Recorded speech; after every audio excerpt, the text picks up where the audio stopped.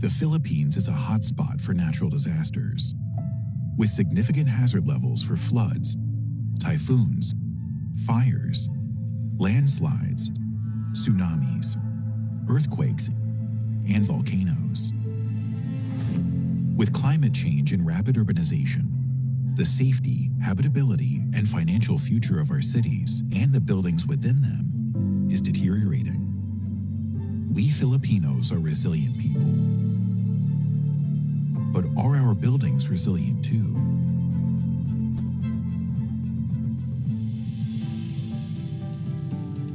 We must take immediate action to protect our cities and support those most vulnerable to the impacts of climate change.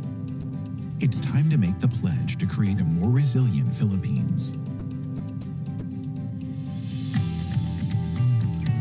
The Building Resilience Commitment, an initiative under Building Resilience Index, is a call to action for businesses and organizations to collaborate to improve the resilience of our buildings and cities. Signatories of the Building Resilience Commitment commit to 3 principal areas of action. For developers, to assess the resilience of buildings in a portfolio and develop a roadmap to improve the resilience rating. For investors, to integrate disaster risk reduction, climate change adaptation, and resilience in real estate investment decisions. For policymakers, to formulate policies and develop a roadmap to reward improvements in building resilience above code compliance. Are you ready to make the change? Join us and make the Building Resilience Commitment.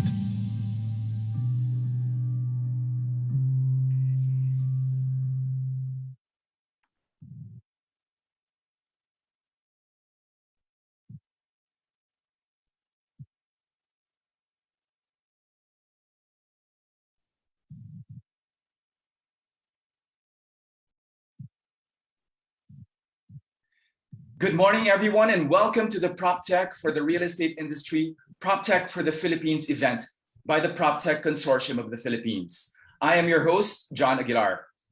Property technology, or Proptech, has the potential to bring a technological revolution to the Philippines and evolve the real estate industry into a more sustainable, resilient, connected, and inclusive state in the ASEAN region. As real estate cannot work in silos, Proptech can also help other industries, such as finance, energy, and information technology, developing and innovating further. Businesses become more efficient by maximizing value, investments, business performance, and portfolios to capture new opportunities that will bring us towards a greener, more sustainable, empowered country. The convenience and comforts of the digital world meet with work-life balance and environmental alignment in Proptech. Opening our event will be our first keynote speaker for today, the Honorable Carlos Dominguez III, Secretary of the Department of Finance.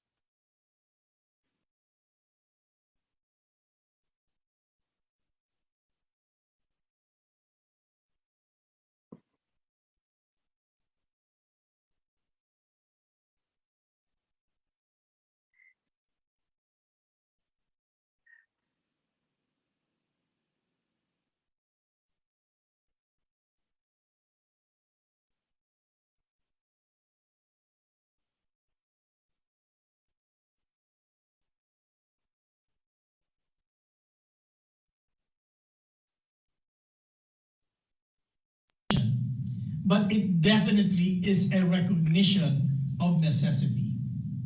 This consortium is an exciting development.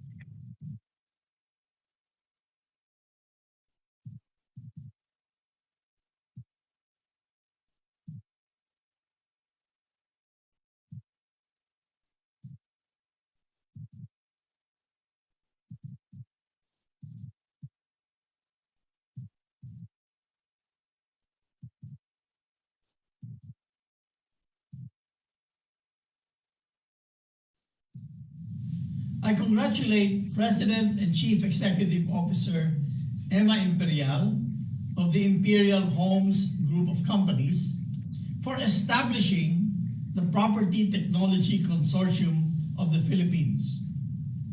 The launching of this consortium today probably requires a leap of the imagination, but it definitely is a recognition of necessity. This consortium is an exciting development. It underscores the real estate sector's inevitable march forward toward the digital age. I have long advocated for a rapid shift to digital technologies in both the public and private sectors.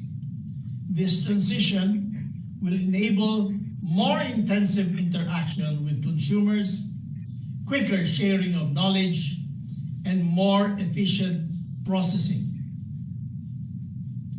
The early move towards digitalization of our revenue agency, for instance, made them remain fully functional despite the ongoing pandemic. Not only were our tax collection agencies able to collect the much needed revenues as we battled a public health crisis, they also succeeded in making the processes more convenient for our taxpayers. The new economy we expect to build as we push ahead with the economic recovery will be driven by new information and communications technologies. The real estate sector will inevitably be drawn into this process. The use of modern technologies will allow real estate players to reach a wider segment of digitally empowered consumers. It will make housing transactions more transparent and efficient. There is also a strong case for the Philippines to redesign a post-pandemic economy that is ecologically sustainable and resilient. The Philippines is one of the countries most vulnerable to natural calamities and hazards. The real estate sector can contribute to the collective effort of mitigating the effects of climate change by building structures and spaces that are climate resilient and that utilize green technologies. The policy reforms undertaken by the Duterte administration will help pave the way for dramatic innovation of the real estate sector. The CREATE, or Corporate Recovery and Tax Incentives for Enterprises law, for instance, provides hefty reductions in corporate income tax rates for businesses. Tax savings from CREATE can be used by our enterprises for revitalizing operations or further investments. Beyond the tax cuts, the CREATE law incentivizes the creation of new knowledge and products. The highest industry prioritization for fiscal incentives is given to research and development. The generation of new knowledge and intellectual property registered and licensed in the Philippines. The commercialization of patents, industrial designs, copyrights, and utility models are also at the highest tier in the grant of fiscal incentives. CREATE likewise gives 100% tax deduction for research and development expenses. Last month, we kickstarted the implementation of a more flexible fiscal incentive systems through the Fiscal Incentives Review Board. I am sure that some of the activities this consortium will be engaged in stand to benefit from the new fiscal incentives regime under the CREATE law. Meanwhile, the Duterte administration has set the stage for real investment trusts to flourish in this country after 11 years of deadlock. REITs are the ideal tool for raising the billions required to power property development in the country. That is borne out by 3 previous successful listings of property giants amidst the global health crisis. I encourage all of you to participate in this endeavor, as REITs will help propel the growth of the property sector beyond the pandemic. At the same time, this opens attractive and dependable investment opportunities for the average Filipino. In the remaining months of the Duterte administration, we will push for the passage of the Real Property Evaluation and Assessments Reform Act. This measure aims to adopt internationally accepted valuation standards and professionalize real property valuation. A credible and transparent valuation system, complemented by the use of digital tools, will boost investor confidence in the land and real estate markets. We hope for your support in this undertaking. As our economy re-emerges after a period of great difficulty, we will expect an even livelier real estate market with these reforms in place. The intensive use of new digital technologies will add even more vitality to this market. I wish the industry players in the Property Technology Consortium all the best as you revolutionize the Philippine real estate industry through sustainable, resilient, smart, and innovative technologies. Thank you.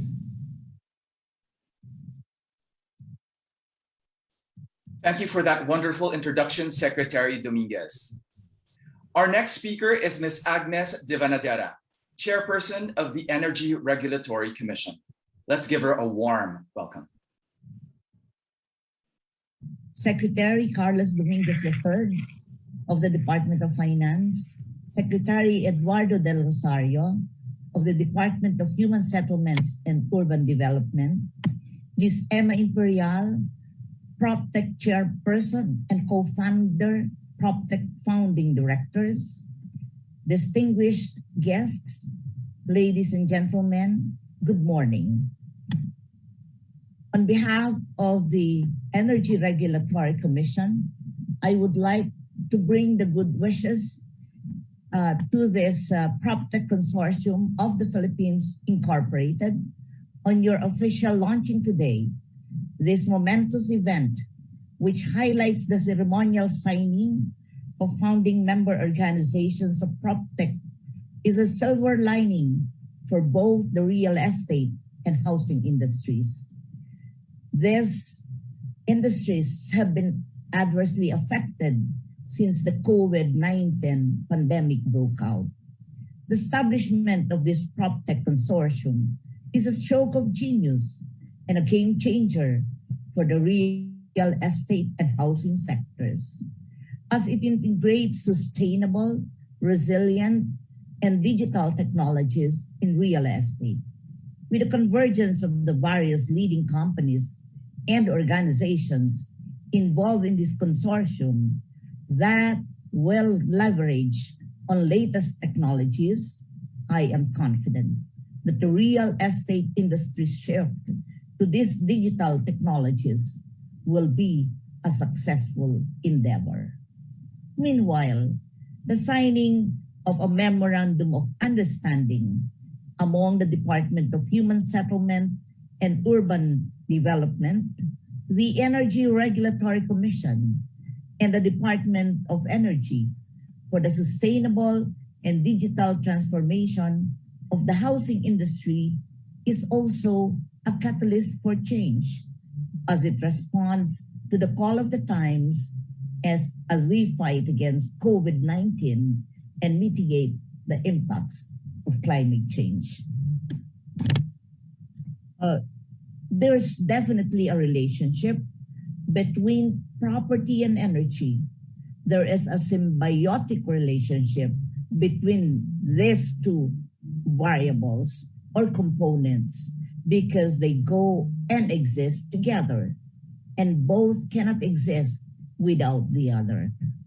Properties to serve its purpose needs electricity, and especially nowadays that our homes are the center of activities using electricity. And when we say activities, You start from the baby who will need electricity to the eldest in the house who needs electricity for the daily needs. The persistence of the COVID-19 pandemic underscores the need to have a sustainable and reliable electric power service.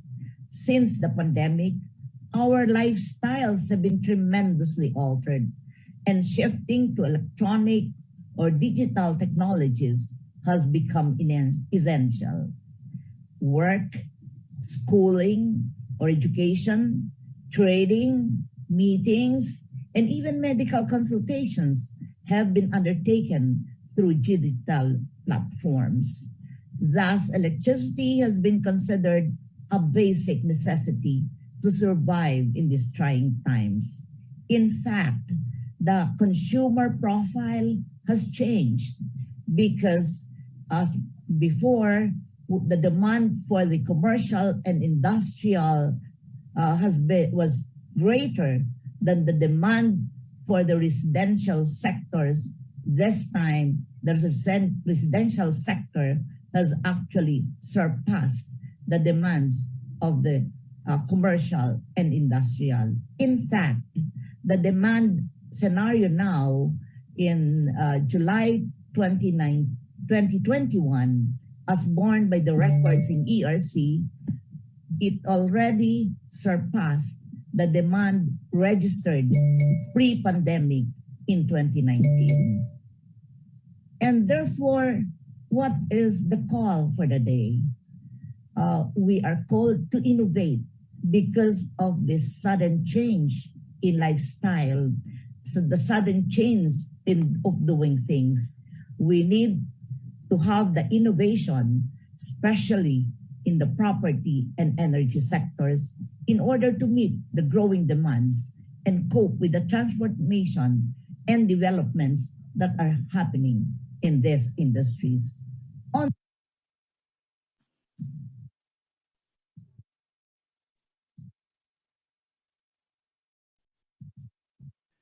Thank you for your opening remarks, Chairperson De Venadera. Our final keynote speaker is Mr. Jean-Marc Arbogast, Country Manager of the International Finance Corporation. Let's give him a warm welcome. Good morning to all of you. It's an honor to deliver a keynote address today amidst a time of great disruption, a time when our collective effort to chart the path towards a green, resilient, and inclusive development can spell recovery and renewal from the major challenges confronting the country today. I speak not only of the ongoing global pandemic and public health crisis and the magnitude of the impact on the global economy and financial markets, but also of climate change and the cascade of environmental tipping points. Therefore, on behalf of the International Finance Corporation, I would like to begin by applauding the efforts of the founding directors and advisors in launching the Proptech Consortium of the Philippines, with its aim of creating solutions to propel the Philippine real estate sector into the digital age. The Proptech Consortium is well placed to address the many challenges confronting the sector by integrating technology in the way we finance, regulate, design, construct, and manage the built environment. As the largest global development institution focused on the private sector in developing countries, IFC is supportive of the objectives of this program, which we are optimistic will lead to positive, disruptive development outcomes for the Philippines. At IFC, we've always believed in the equalizing power of technology and digital transformation. This is manifest in IFC's leadership in the telecoms, media, and technology, or TMT sector in emerging markets, where we have committed and mobilized over $6 billion since 2010, $6 billion US dollars. The focus of this work has been in supporting mobile network operators, mainly in less developed markets where the digital divide hinders development. We also finance digital infrastructure such as broadband networks, telecom towers, and the data centers, which are enablers of the digital economy. In the Philippines, IFC continues to leverage on technology and digital transformation to create solutions for the private sector. Last month, the microfinance arm of BPI Direct Banco, has partnered with IFC to further improve and expand products and services to small entrepreneurs through digitalization and financial inclusion. In July, IFC participated in raising 30 million for Grocery, a tech-enabled B2B platform that outfits Philippine sari-sari stores owners with inventory, infrastructure, and tools to manage and grow their business while generating crucial data and market insight for manufacturers and distributors. Also, in July, IFC's 150 million investment in Union Bank inaugural social bond with the objective of helping finance loans to over 2,000 micro, small, and medium-sized enterprises hit by the COVID-19 pandemic. That one will also help the bank strengthen its supply chain financing platform enabled using digital technologies. In April, Voyager Innovations, the Manila-based owner of PayMaya, one of the Philippines' most popular payment and financial services app, successfully raised 167 million through investments from IFC, among others. Most relevant to the topic of Proptech is how IFC is scaling up green and resilient building design and construction in the Philippines through our work in excellence in design for greater efficiencies, or EDGE, and the Building Resilient Index, BRI.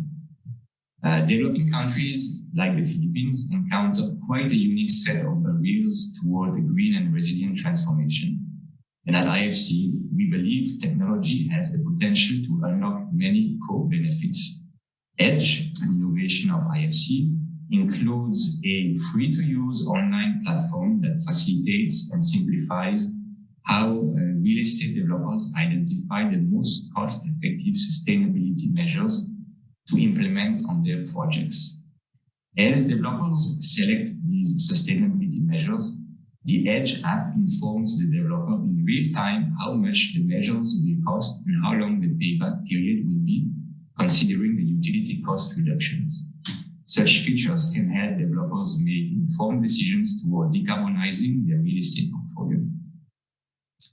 For building a resilient index, the BRI, we are also developing a similar online platform that can assess natural hazards for real estate projects depending on their location, identify mitigating measures for these hazards, and come up with a resilience rating for the buildings. The online platform will also include a cost calculator to assess how much the mitigating measures will cost and what are the potential savings through reductions in the cost of repairs when disaster strikes. Last month, IFC launched the Building Resilience Commitment Campaign, a call to action for businesses and organizations in the country to improve the resilience of our buildings and cities. Real estate developers, financial institutions, and governments can take the resilience pledge with an initial target of 1 million square meters of building space to be constructed or retrofitted to become more resilient to natural hazards. By making these technologies free and easy to use, we can ensure that everyone, especially SMEs and those developers focusing on projects outside of Metro Manila, can participate. Proptech can be a great equalizer, removing barriers to participation in order to level the playing field. As we grapple with climate change and the pandemic, we need a concerted effort. In the country's transition onto a low-carbon resilient path, IFC believes that no one should be left behind, and we can ensure this through the integration of Proptech in our private sector solutions. We will continue to innovate and demonstrate that technology can be used for something good, that Proptech can be a driver of economic growth, can have positive impacts on jobs and wages, and can facilitate a green, resilient, and inclusive recovery. At IFC, we're positive that Proptech can unlock more opportunities for climate-smart investments and strategies for economic growth in the private sector. For many people, Proptech may seem like a vague buzzword, but we are hopeful that through the work of the Proptech Consortium of the Philippines, we can improve the industry's understanding of this concept and successfully integrate it into how we develop real estate. With today's launch of the Proptech Consortium, we do not see just a one-time event. Rather, we envision a coming together of Proptech advocates who can realize benefits not only for the real estate sector itself, but also for the broader Filipino community. What's ahead of us is not straightforward path, and the adoption of Proptech in the country's real estate sector will be met with barriers, chief among which is the digital divide, which comes from a lack of access to information technology, knowledge, and expertise. As we forge ahead, we need to ask ourselves how we close that digital gap. What interventions should we implement to improve our digital infrastructure? How do we further enable SMEs to participate? How do we leverage on mobile and broadband to increase digital inclusion? These are all very important questions to ask, and we are confident that the consortium will play an important role in leveling the digital playing field in the property sector. I wish the collaborators the best of luck, and congratulations again on the launch of the Proptech Consortium of the Philippines. Thank you for that opening speech, Mr. Arbogast. Please welcome the Proptech chairperson and co-founder, Ms. Emma Imperial.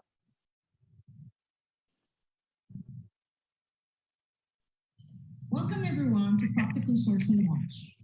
About 2050, human-induced emissions must be reduced to zero. Actually, any emissions that cannot be eliminated must be offset, net zero. That will require an enormous effort by everyone, including companies and all levels of government. For that reason, initiatives like Proptech Consortium that provide sustainable and resilient property development together are critical. They will help the Philippines and the world to get where we need to go. Proptech is the future of real estate. The Philippine real estate industry is one of the country's strongest proponents for economic growth, but as innovative as it is, it still faces challenges blocking the way to reach full potential. Cutting-edge technologies will change the real estate landscape, creating fast, efficient connectivity, improving workflow, process, and cycle. Technology can replace site visits, provide accurate property assessment, while software apps give safe and cost-efficient land acquisition process. Planning property developments using modern system applications like BRI can gauge area resiliency risk and improve safety measures. Building accuracy is accessible through 3D rendering. Electronic permitting and licensing system saves time and costs and builds transparency. Automated process speeds up project timelines, increasing productivity. Social media apps streamlines purchasing process, providing easy monitoring of market price, methods, risks, and credibility, empowering suppliers and consumers. Construction technologies increase on-site productivity and efficiency, while technology-infused construction materials like Conovate provide better building quality and resiliency. Digital marketing expands brand reach. Marketing future includes AI and robotics to assist agents, assess clients, and create impactful presentations. Selling software apps provide flexible solutions. Technological tools revolutionize selling approach on real estate. These advancements can improve data collection, fostering timely, secure, transparent, and efficient methods and processes. With payment technology, buyers, developers, and financing institutions enjoy fast, accessible, and safe payment methods anytime, anywhere, with just a click of a button. Digital loan applications will improve processing with simplified and quick methods using reduced and secure data entry, promoting transparent and easy to monitor transactions. Digital turnover for smart homes using electronic lock with security code will require less physical contact. Digital home systems and appliances offer technological and economical ways to protect and control your home. Online property management system gives accessible methods for buyers and developers to properly address issues. Technology and properties each transform the Philippine real estate to a globally competitive and adaptive industry with sustainable, resilient, and relevant impact addressing issues on housing backlog, climate change mitigation, and poverty alleviation. Let us bridge the gaps on real estate with property and technology. Proptech. Being in the industry for 4 decades and experiencing several disruptions, I'm confident that the Philippines real estate will be a leader in sustainable and resilient development through the use of digital technologies. Property innovation is what we need to improve the standards of living of the Filipinos.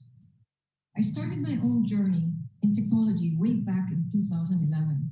I can still vividly recall how doubts and criticisms surrounded my idea of incorporating solar solutions to affordable homes. I indeed walked the less traveled road, overcoming numerous roadblocks along the way. In 2015, we launched the country's first solar-powered community. The overwhelming support from organizations and institutions locally and globally, in addition to the market's positive response, refueled our passion to pursue technology integration on our property developments. In 2018, we introduced Conovate, an innovative high-performance concrete panel technology from Denmark, providing fast construction, resilient, sustainable, and eco-friendly homes. Both solutions translated to big savings.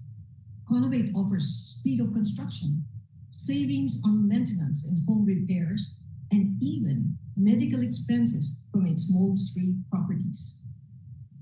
Our solar with battery saves electricity up to 35 to 70% with net metering.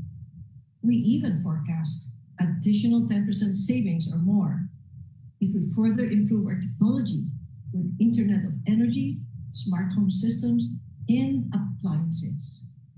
These benefits inspired me to influence on a larger scale the real estate sector, related industries, and the government agencies to seek innovative measures through digitalization to advance the industry. With the disruption of COVID-19 pandemic, technology becomes one of our most potent weapons to battle this crisis in our industry. Our housing and digital technology helped us get back on our feet to combat uncertainties. Cutting-edge software applications allowed us to perform our tasks and responsibilities amidst multiple restrictions, ensuring business continuity. These technologies benefit our home buyers, our company, and the environment. We became a proud recipient of Advanced IFEC EDGE certificate and proudly IFC Building Resilience Index, BRI, model for affordable housing in the world. We also became the first recipient of green financing, a Balay Verde program, and NHMFC IFC World Bank initiative. Proptech is the answer because Proptech is our future. Proptech Consortium is a collaboration between different sectors and industries aiming to uplift the societal quality of life by integrating sustainable, smart, resilient, and innovative technologies into real estate. Proptech will recalibrate the real estate industry towards digital advancement to create more modern, applicable, and efficient methods, processes, and policies. It will create a transformational impact on property developers, environment, finance, government, home buyers towards a more robust real estate industry. Proptech aims to remove the gap between the super rich and the very poor in our society by creating equal opportunities through the interplay of technologies that will create more transparency and speed.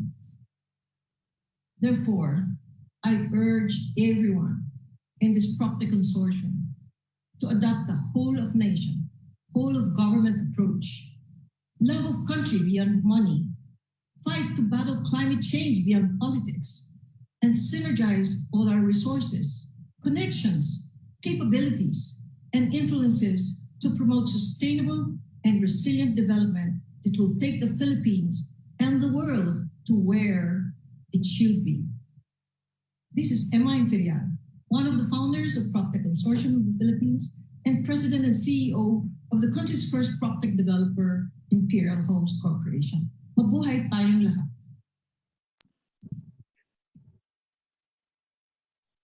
Thank you very much, Emma, for that very inspiring message. Definitely a lot to look forward to for this consortium. And right now, we will now proceed to our first panel.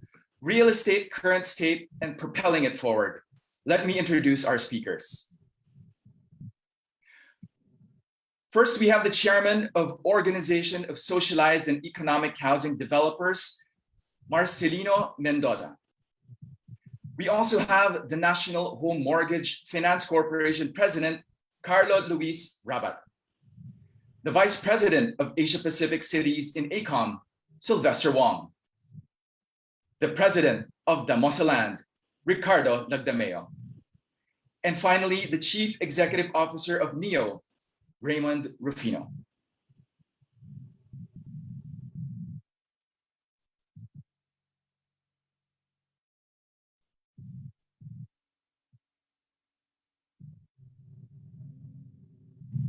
Pre-COVID, this witnessed more than a decade of unparalleled growth in the real estate sector. But poorly managed growth and development has contributed to the deterioration of the environment and has exacerbated climate change. Buildings and residential households have been identified as major contributors of carbon emissions. And the further one's residence is from the place of work, the setup contributes to another big source of global warming: vehicles. Growth and development need not be divergent from the preservation and protection of the natural environment. The preferred answer and solution, of course, is the adoption of green building technologies and its complementary incentive programs of green financing. In recognition of its social and planetary responsibility, and as the leading group of mass housing developers, OSHDA has adopted the promotion of green building and green financing among its 6-point agenda of advocacies. I am more than happy that OSHDA is signing as a founding member of the Proptech consortium.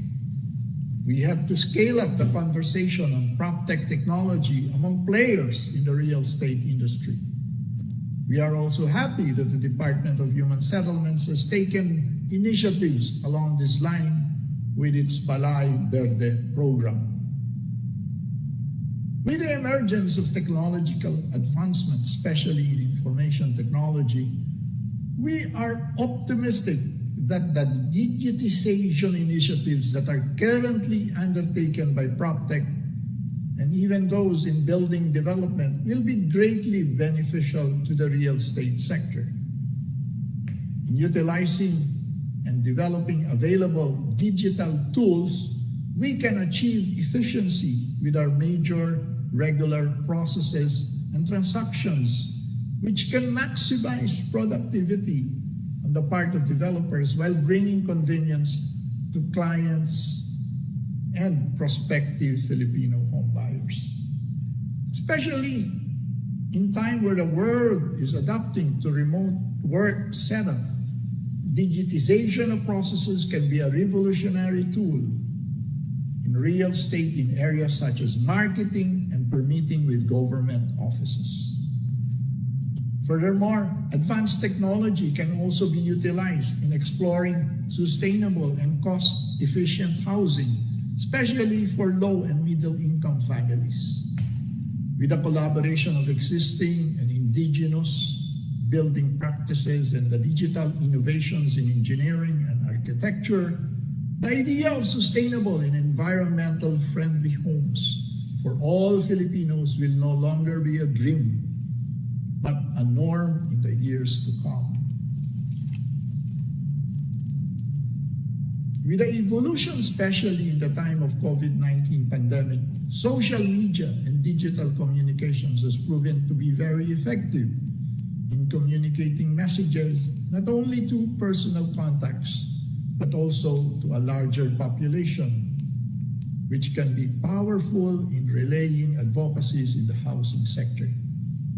We see social media playing a significant role in influencing public and even the government through our policymakers by making our advocacies known through direct engagements, such as our monthly housing talks, and our regular posts for our online audiences.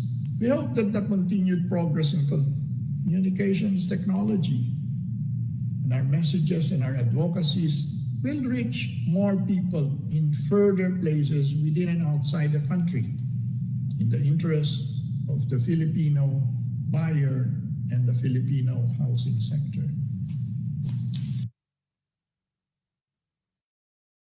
To Secretary Carlos G. Dominguez III of the Department of Finance, Chair Agnes de Venadera of the Energy Regulatory Commission, Mr. Jean-Marc Arbogast, Country Manager of the International Finance Corporation, and Ms. Emma Imperial, Chairperson and Co-Founder, Proptech Consortium of the Philippines, distinguished guests, ladies and gentlemen, good day to all of us. It is my pleasure to be invited to this launch of the Proptech Consortium of the Philippines. I congratulate Ms. Emma Imperial and the other founders of Proptech Consortium for championing sustainable progress and initiative to gather the stakeholders from both the public and private institutions, local and international practitioners, and the civil society to see how we can innovate the future of the real estate industry in promoting affordable and sustainable housing in the emerging market. With the increasing global public awareness about the effects of global warming and climate change, nations have begun to adopt comprehensive measures to counterbalance such ill effects. As part of the National Home Mortgage Finance Corporation's commitment to contribute to the Sustainable Development Goals, a major initiative has been launched for the provision of green housing and another liquidity facility for housing loan originators, called the Balay Verde Program, or the fourth series of the Housing Loan Receivables Purchase Program of NHMFC. Verde stands for Building Eligible Resilient Dwelling for Everyone. It is consistent with our objective to the local government units and the private sector in developing and building safe and secure communities. This was aimed at helping the housing sector in its efforts to deliver green housing projects. Balay Verde promotes sustainable housing development in safe and secure communities. It advocates a quality of life in a society that contributes to the economy while preserving the environment. It promotes the reduction of community risks and vulnerabilities to disasters, as well as encourages energy efficiency, building of resilient housing units, water conservation, and the use of low-carbon materials. As a new financial instrument, Balay Verde was designed to increase capital allocations for green projects that contribute to environmental sustainability and resiliency. It offers a loan up to 100% of the appraised value, or up to 3 million pesos, with a term of 5 to 30 years and a fixed interest rate of 3% to 6%. An interest subsidy scheme is designed also for the Balay Verde program to make green housing affordable and within the repaying capacity of the marginalized sectors or the low-income group under decile 1 to 6 as defined by the Philippine Statistics Authority. This scheme is meant to encourage poor sectors of our society to avail of loan facilities through originators and avail the benefit of 0.5% to 1% subsidy in interest payment for the first 10-year term of the housing loan.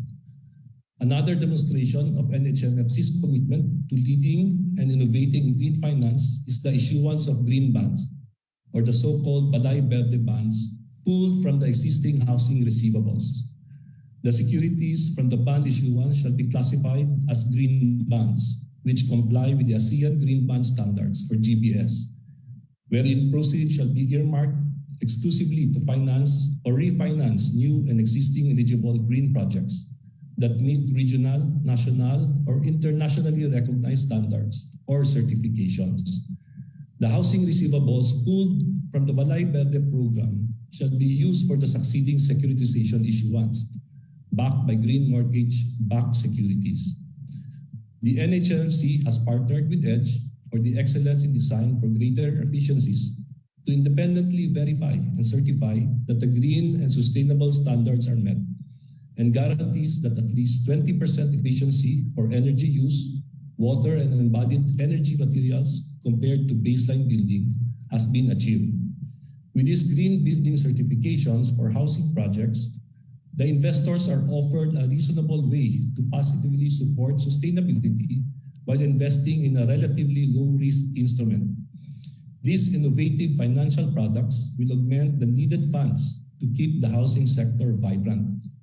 As part of the housing sector, we have a major role in promoting, planning, building, financing, and refinancing sustainable and green Proptech structures that will help lessen the negative impacts on the environment and will also be immensely beneficial to the people and the future generations.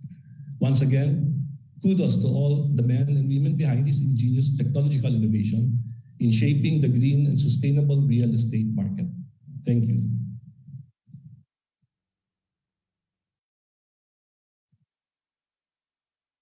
Thanks so much. Thanks, Honorable Secretary, fellow speakers, founders, Emma, for your leadership. People have migrated from the countryside to cities for thousands of years to find opportunity. And along the way, using technology that has evolved over the centuries, from blacksmith's bellows to CRM databases, leveraging business sense to create security and prosperity for their families. Cities have always been these resilient networks of overlapping ambitions. Yet cities and communities are no longer just physical, they're digital constructs as well. The latest city to emerge is, only the past couple of months, the crypto play-to-earn community of Axie Infinity, a metaverse in the DeFi crypto space with actual entrepreneurial activity online linked to the physical world only by, say, the strength of your neighbor's Wi-Fi, right? The digitality of cities and communities yields exponential opportunity, data, knowledge, insights, competitiveness, but also inclusivity and equity building, collaboration and innovation. Now opportunity is more democratic, transparent, accountable. A successful city, a successful society is anchored in jobs, right? Putting food on the table, a roof over the head, tuition for school, savings for a rainy day. Technology empowers people. That's why technology is so crucial, especially in countries with hungry mouths, right? It takes and multiplies the grit and tenacity of the breadwinners fending for her family, making 1 + 1 = 30, actually. And I'm proud of places like the city of Manila to make Bloomberg's 50 cities. They recognize that data will be the key to serving its citizens better. But also the city of Butuan in Mindanao for also making that list. Harnessing data again, this time empowering farmers to strategically plant different crops to avoid just planting what the neighbor plants and, after borrowing their Wi-Fi and ending up with a glut and depressed prices, right? So it's not just about cameras and sensors and command centers to let an all-powerful central administrator keep things going. It's about empowering citizens who are consumers to also see the big picture and to be the change. So Proptech takes one of the least digital industries, yet one that employs among the most brokers, construction workers, material suppliers, furniture makers, transport providers, designers, planners, and through data and education unleashes possibility. But toward what end, right? Technology also empowers the planet.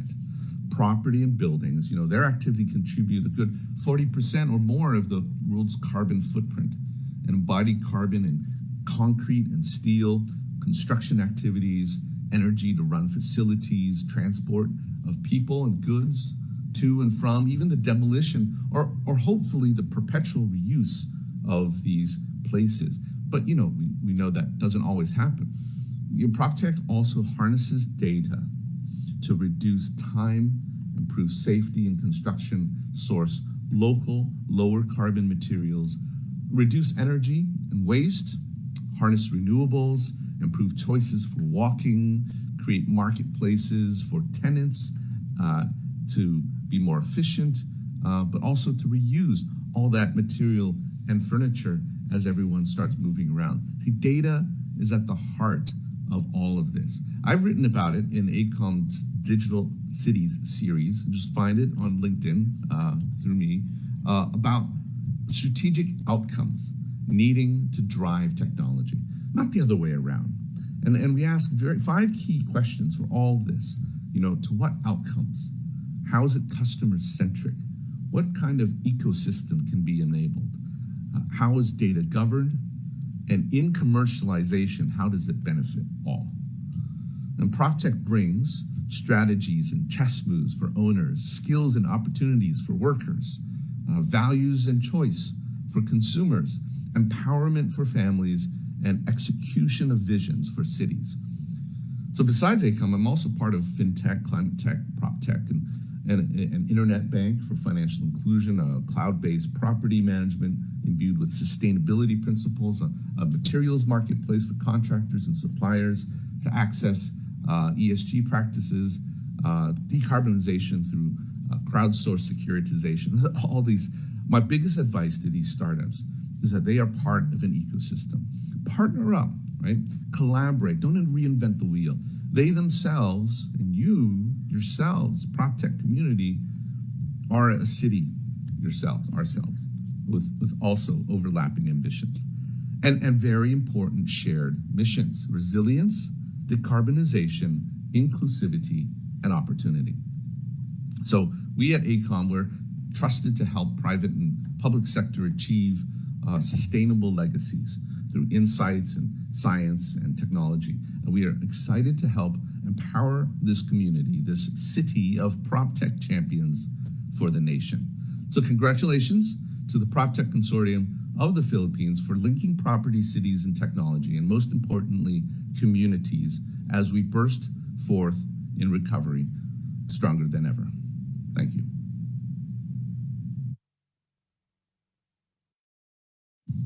As a boutique real estate developer, Domosaland has always had to find a way to differentiate itself, essentially find a niche for ourselves in the industry. As we all know, real estate is a pretty crowded industry, dominated by some of the largest companies in the Philippines. So when we plan our next projects, the question always comes up, how do we stand out? How do we compete? And I firmly believe with this next ongoing project of ours that we're able to do exactly this. Agria is Domosaland's first foray into township development. But we actually started developing the concept for this project way back in 2009. And that was the time when architect June Palafox came up with the initial master plan for this project. And it was back then that we already started to come up with the concept of an agropolis. And what that is essentially it's a township that's main focus is based on agriculture. And we felt that this was very important because agriculture is still the lifeblood of the region. It's really what's given livelihood to hundreds of thousands of people for many generations. And it's also our flagship business up to today. So at Agria, you'll see how we put importance into agriculture all throughout the project. So for instance, we have an ongoing and currently operational agri-tourism theme park that's called Naturetainment. Even in our homes, we'll be promoting backyard farming, urban gardening. Even our educational institution, our anchor educational institution, will be the UP Los Baños School for Agriculture and the Environment. So essentially what we're trying to do is everything that we do is putting importance back into agriculture. And we think that's so important, especially at a time like now, when it's a concept that, or an industry that's not as prevalent among the youth of today. But aside from just agriculture, what we are doing is putting a lot of innovation into what we're doing so that we can also promote sustainability. So for instance, our first house and lot project will have houses that are going to be constructed using a Danish construction methodology. This will be in partnership with Conovate Philippines, and essentially the homes will be using significantly less cement. And the houses are so durable that they can actually last 100 years. Aside from this, later on we'll be putting a lot more solar energy projects into this project as well. So similar to what we're doing in our commercial projects and our industrial projects as well. So when we look at technology, it doesn't necessarily need to be high tech, but the way we see it, it's really more sustainable tech. And as real estate developers, that's how we will be developing for the next generation.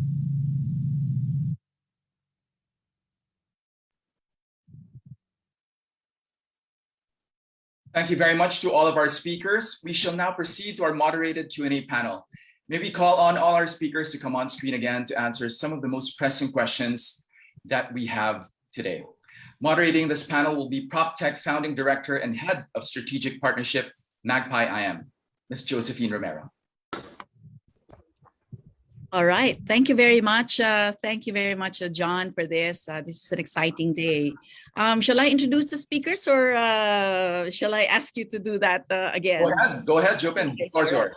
So I'll call in the speakers now and hopefully we can spotlight everybody. So let's call again Mr. Marcelino Mendoza. I have such exciting, my heart was throbbing every time a speaker was saying something on the video, because there are so many interesting questions that we would like to ask. And also some of our media friends have already sent in their questions. Let's also call in Mr. Carlo Luis Rabat, President of National Home Mortgage Finance Corporation. And then let's call on Sylvester Wong from ACOM. That was a very good spiel, Sylvester. I think we're getting a lot of hits when you were talking. And then we have Carrie Legdameo, of course, from the president of the Mosaland. And we have Raymond Rufino, Chief Executive Officer of NEO. Hello, everybody. Good morning. Good morning. Morning. All right. Very happy that all of you are supportive of Proptech. We will not be complete without our founding chair, Ms. Emma Imperial. I hope she can join us because there are really relevant questions also that she should be able to answer here. Can we spotlight Ms. Emma as well? Hello, Emma. Yes. Hi, Emma. Okay. So thank you for putting all of this together, Emma, you and the whole team that brought us all in this venue to discuss how we can future-proof this real estate industry and make it more innovative and technology-driven. So I would like to start by bringing up a burning question from our media friends, and that is how this group can all work together in ensuring that nobody is left behind.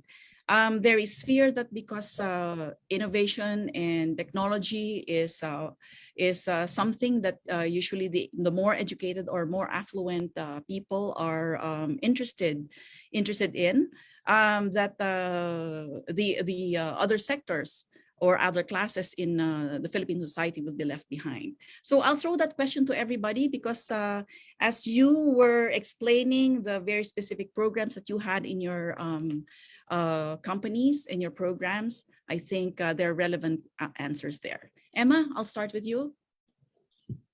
Oh, well, I mentioned in my speech that technology can really be able to bridge the gap between the super rich and the very poor.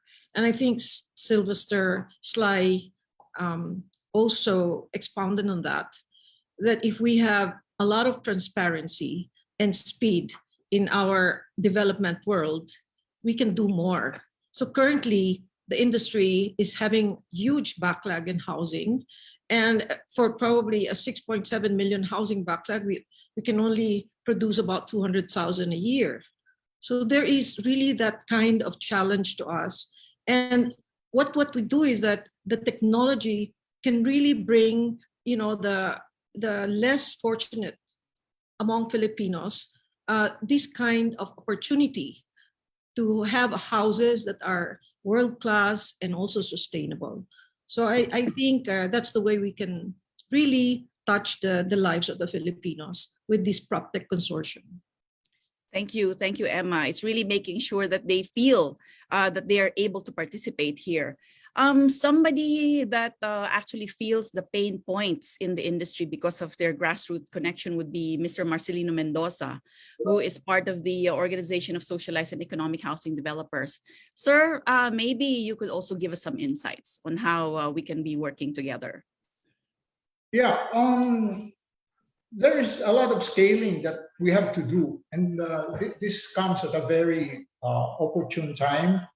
For example, data. We need a lot of scaling in data. We have to have shared networks between government offices, local and national, as well as the ones, for example, applying for permits. Mhm. Also, on the part of yung walang maiiwan, there have been a lot of moves already with regards to fintech, for example. You see, a lot of the buyers probably they are unbanked. So they get to start banking only when they apply for a loan. And this upscaling also of the process will help a lot in order for them to be on board. Now, for example, credit, credit verification. It takes a long time to have some kind of credit verification if you're getting a loan. That's very important. Background checks, for example. That's very important. So I think Proptech is coming at a very opportune time. We have a national ID system coming up, for example, and also a lot of digitization even before the pandemic has started, but it becomes really very important now. So from the point of view of government offices, developers, suppliers, even customers, there is a lot of upside in having Proptech really become on board and scaled up. All right, thanks very much. So with the pain point, you're actually already suggesting solutions that can address this. And many things that you were saying actually redound to what Sly was talking about, empowering consumers and our citizens. So Sly, you also mentioned something about Manila and Butuan as being part of the list, Bloomberg list. Are they our role models that the other states can replicate or other provinces can replicate? And just like Mr. Mendoza is saying, scale? That's a great question. Thanks so much. And thanks again to everybody. Thanks, Emma, for putting everything together. Manila, Butuan, we're working with a lot of other cities as well, from everywhere from Iligan to Naga to Iloilo to Baguio, with World Bank and Conservation International and folks like that. And everyone has different challenges, right? I think what the lesson to be learned is that harnessing data and technology is not just about making things cheaper or more efficient. It's not a Hong Kong and Singapore, first world game. It's here where we can bring together PropTech and FinTech in order to create things like more affordability for the housing that Emma is talking about, insurance, the ability to qualify for loan, rainy day safety nets, so that everyone who's just everyday families who are worried about making their next paycheck, working 2 jobs, new e-commerce jobs, how are they able to enter into the housing market, which is the first step to building household equity? So I think technology harnessed for that kind of empowerment is, it is different from region to region, but there are some common and similarities that's going to help. I think when you do things, there's a group that's doing cloud-based property management, for example, reducing costs. The group's called Inventia, and good friends of mine. They are also integrating billing so that tenants are able to predict when to pay their bills. The collections are easier. We're not wasting money on the cost of capital and all the delayed payments, and we can pass that down to everyone so that there's better opportunities outside. But look, there's one more thing, which is around decarbonization. We talk about decarbonization, energy efficiency in buildings. That's great. There are a lot of rural communities as well that don't have a lot of buildings and built up things, but they have opportunity for things like mangroves, mangrove restoration. So, being able to think beyond just property as in built city property, but also property like Nature Conservancy does. And there's an ability now to monetize conservation like mangrove restoration into the carbon markets, and technology is going to help a lot of these communities, harness green finance around the world. Great, thanks very much. And thanks for bringing that up. It actually brings me to Raymond Rufino, who I think is the go-to person in the country now for explaining what net zero carbon energy is all about and how real estate companies can replicate this. Go ahead, please. Yeah, thanks, Josephine. Good morning, everyone. I'll just back up a little bit. So if we think about the pandemic that's been extremely challenging and difficult for many of us, one of the things that for me has been a silver lining that has come out of this pandemic is really digital transformation. And it's not just the big companies, but really the digital transformation of individuals, of families, of communities across the board. If you look at the past, you might say that some of the poorer members of our society were maybe on the fringe, maybe not being included in our economic growth. But I think this digital transformation, which has gained tremendous momentum over the past pandemic period, is really going to change everything. So going to what Sylvester mentioned, technology is often seen as being more efficient or more effective, but I think going beyond that, the ability of technology combined with entrepreneurs, combined with innovative business models, then you start to really achieve a change of scenario, a change of game. Because it's not just about doing things better, it's about changing the way we're doing things at its very core. Because we know that the way that we're doing things today is really not going to be sustainable for the long run. And that really kind of feeds in, not just in terms of the way our society is, but in terms of even the sustainability aspects of our real estate industry.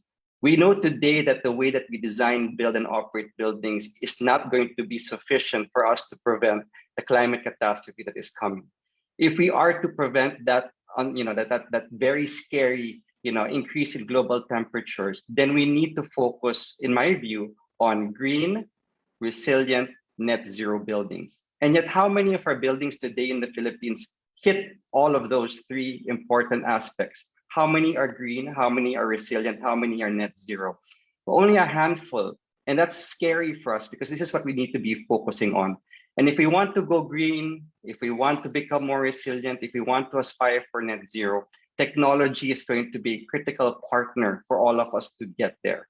We're not going to be able to drive down energy consumption if we don't use technology. We're not going to be able to create a resilience measurement tool. Again, shout out to BRI. We are very, very supportive of IFC's Building Resilience Index platform. But just look at that.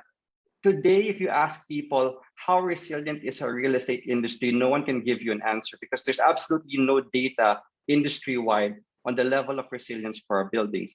With BRI, by leveraging this platform and technology and effort, we'll hopefully reach a day where every single Filipino will be able to say, that building where I go to work, it's a A+ building. Oh, that condo where I go to live, it's a B building as far as resilience is concerned. That is really powerful because that will now allow everyone, whether you're an owner, a developer, a manager, a consumer, an industry player, to start to work towards improving where we're at. Because where we're at today is not sufficient. We need to do a lot more. And technology giving us the data to know where we are and allowing us to aspire for greater performance in the future is going to be key. Great, right. Thank you, Raymond. Let's demystify that a little bit more. You said net zero buildings. Of course, when people hear that term, they think about tall buildings.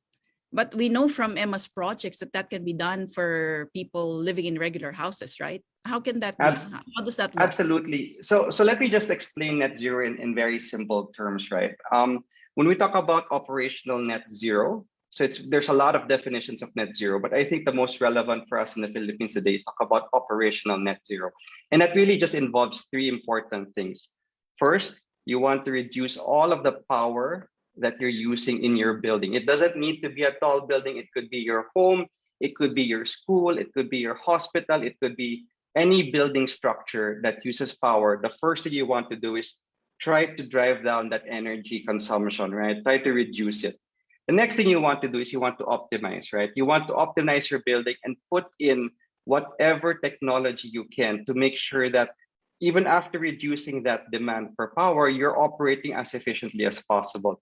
Can you put in sensors that tell you if you forgot to, leave the lights on, maybe the sensors will turn the lights off for you, as an example.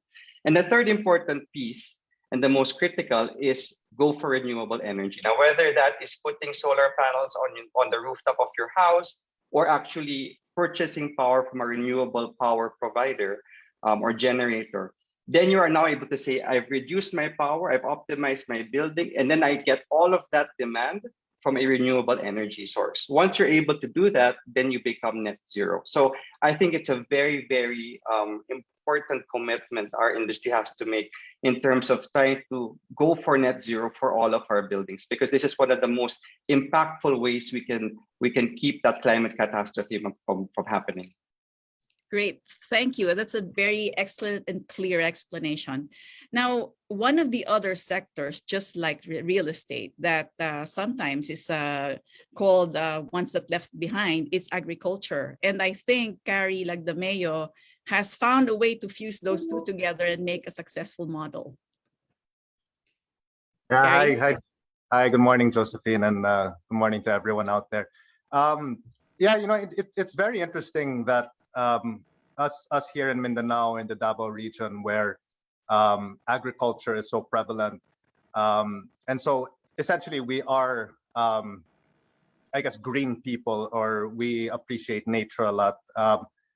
Yet sustainable building solutions are still not widely accepted yet. However, that's starting to change. I mean, we're starting to see more projects, say, in Cagayan de Oro.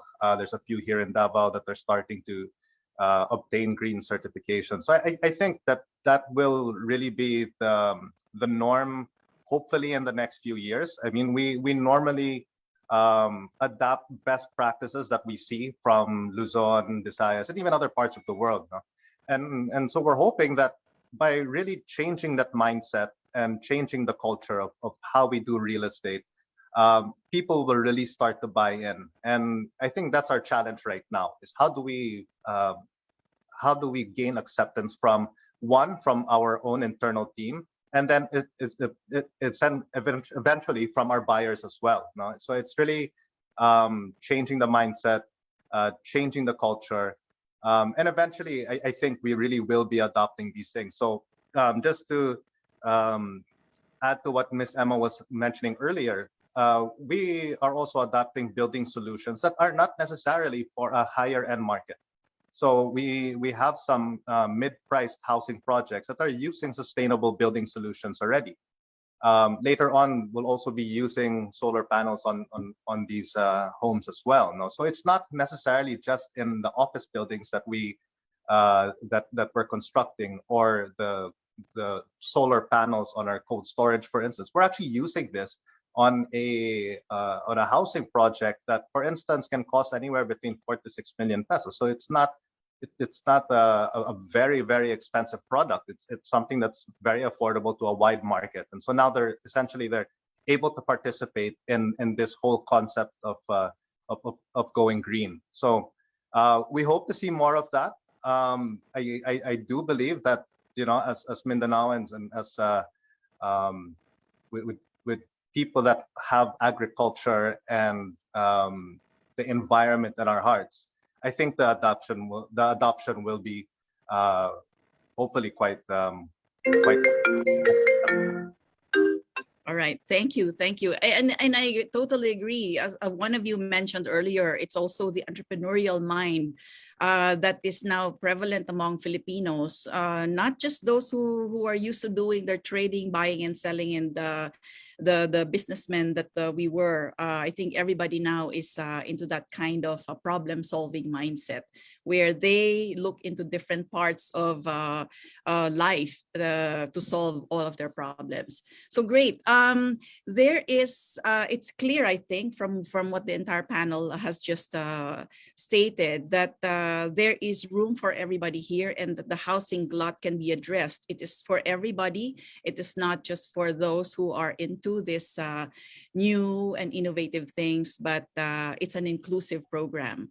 Now, talking about those who want to participate in your industry, in the real estate industry, in continuing to develop this and make Proptech consortium and its goals realized, how do the small players join? I mean, is there a platform that we are thinking about? Say, I know somebody mentioned a while back, not in this forum, but examples like hackathons or other venues where we can bring in startups to be part of the Proptech vision, mission, and objective fulfillment. I'll start with Miss Emma, and then anybody can jump in. Emma?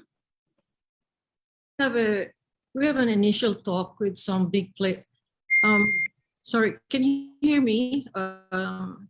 Yeah. Yes. We have an initial talk with some leaders in the digital world, and they're willing to do partnership with Proptech to be able to help the industry. So we had an initial discussion with Multisys, David Almiral, and UBX and 8 Ventures. So this is going to be open to digital leaders so that we can really digitalize the industry. So I think we're going to be seeing this happen early next year. We're going to be organizing things for the industry and really address some of the critical and urgent pain points of the developers, as well as the other industry that are connected with us. So it's going to be exciting in the future.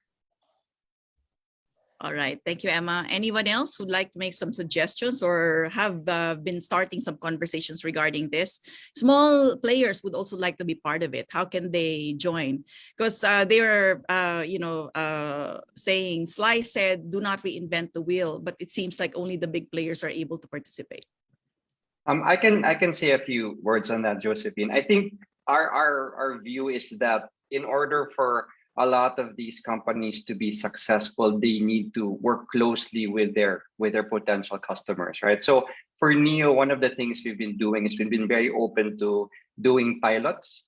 We pilot so many different technologies and partner with so many different groups, and we're not afraid to try out new things. And I'm hoping that if more developers or more of the potential customers for these technologies are going to be open, I think we need to give a chance for some of these young companies and entrepreneurs to really test out their technology platforms, their solutions in real world applications. I think if we're able to do that, if we're able to support them, give them an opportunity to pilot, even maybe provide even mentorship, I think that could be very powerful to push a lot of these Proptech entrepreneurs forward.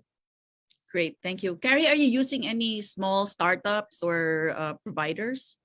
Yeah, absolutely. And actually, I wanted to jump in right after Raymond because over the last, I'd say, well, during the pandemic, and even right before the pandemic, we were talking to a lot of service providers that were providing a wide selection of services, so from property management to sales tools to digital marketing tools, and maybe a couple of others. But of course, we had to accelerate that during the pandemic. And what we're happy to say is that none of these companies are from, these are not big, well-established technology companies. These are SMEs, these are startups, and we're so happy to be part of their progress.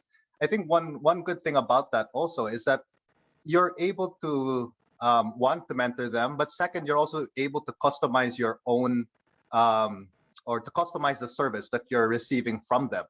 Of course, because they're still new and they're also still developing their own technology. So it's really like they've been helping us and we've been helping them. It's been a great partnership. And if there were these hackathons and these types of events, I guarantee you there's going to be a lot of participation because there are a lot of people that are in this space that are wanting to provide services to the developers.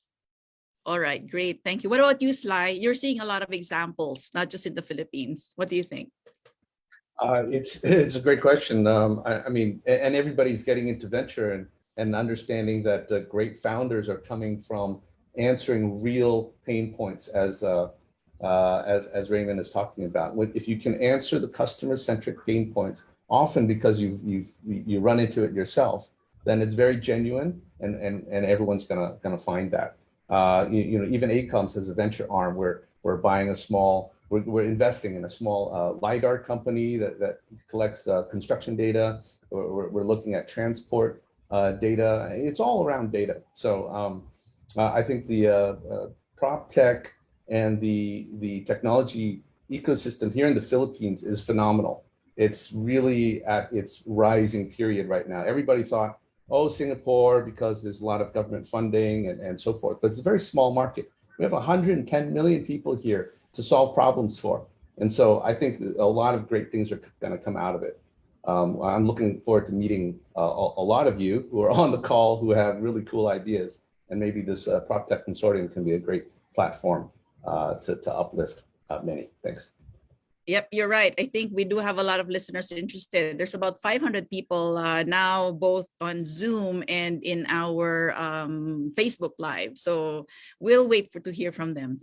So this last question, because we're kind of time pressured, we have more exciting things happening in a few minutes, would be addressed to Mr. Manabat and Mr. Mendoza, because they're the ones really seeing what's there on the ground. If you were asked, you know, what do you think? This is a question from media. What are the key indicators that you think would show us that this effort of Proptech Consortium and our collaborative partnership with them, whether government and private sector, is successful? Do you have any kind of indicators in mind, very specific, maybe one or two? Mr. Manabat first, and then Mr. Mendoza. Let's unmute Mr. Carlo Manabat. What would tell you that this collaborative effort is successful? Sandali lang po. I think you're still on mute. Can we unmute Mr. Rabat?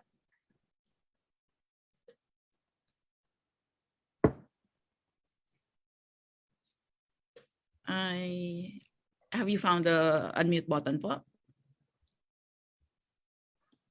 Can we help him? Who's the tech who can help him? All right. Or maybe we can ask Mr. Mendoza first, and then let's help Mr. Manabat. Sir, kayo po, what do you think would be good indicators to say that this partnership is successful and that we are really reaching the target audience that we want to reach? Well, number one, there are already standards like BRI, like EDGE, no? So an indicator is how many are using them already, or how many are quite serious in progressing to use them, no? But what I'm trying to say is we should bring in more players. First of all, the customer must be brought in, because I think it is the customer who will make an impact on the developers, the architects, the planners, to really have a change in perspective. Second, for example, property management. Property management in the Philippines is a very, I'd say it's a very different stage.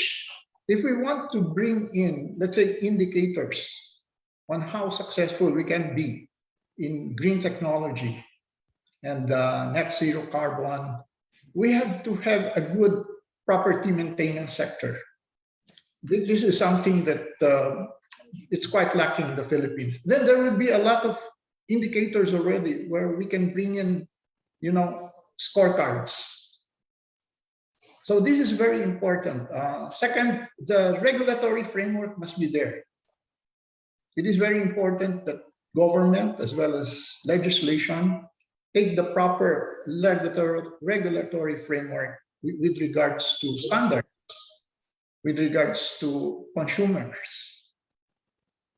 That will bring in a lot of players, and that will bring in maybe a change in culture, a change in consciousness for green technology. All right. Thank you. Thank you very much, Mr. Mendoza. truly this can be a platform for those things to be pushed forward and little by little monitor how they are achieved. Mr. Rabat, would love to hear from you too. Yes, good morning once again to everyone. I thought you were not referring to me kanina kasi it's madapat. Sorry po. Sorry. Okay. Yeah, go ahead. Anyway, I'd just like to put some inputs lang na with the NHMC launching of the Balay Verde program, NHMC will embark in the issuance of a final product or the green bonds. No? This will make use of the asset pool created from the Balay Verde program. The green bonds will be issued through securitization and will be an asset-backed security under the securitization law. And this will be the first in the country that will make use of residential mortgages, backing up the issuance of green bonds, and proceeds will be used to support our Verde program.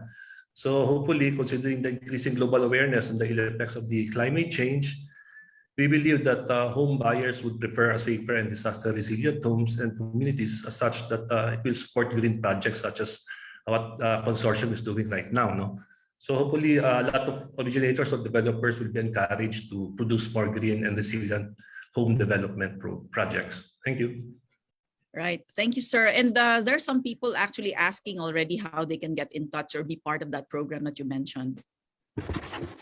Well, pwede sila magpunta pa sa amin, mag-contact through our, we have a website, and then the contact phones are there.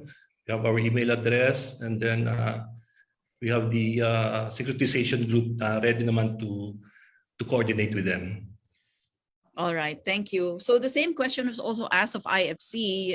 If the representative of IFC is still here, maybe could post the contact information, how to be part of the programs mentioned by IFC. So there are a lot of excellent programs mentioned by our speakers so far. And we are getting hits saying, we'd love to know more about that. We'd love to contact somebody and talk about that. For Proptech, we'll try and get shall we say, the focal persons and contact details and share it to those who are asking. We don't have time anymore. I'd like to say thank you to all of our speakers, our panelists this morning. But do stay because we have another panel, and we believe we have two agreement signing that we would love to witness together with Proptech. Thank you very much. Over to you, John. Thank you very much, Jopin. Thank you, panelists, for that. Now we will proceed to the signing of the Energy Regulatory Commission and Department of Human Settlements and Urban Development. May we call back Ms. Josephine Romero to read the annotation. All right, thank you, John.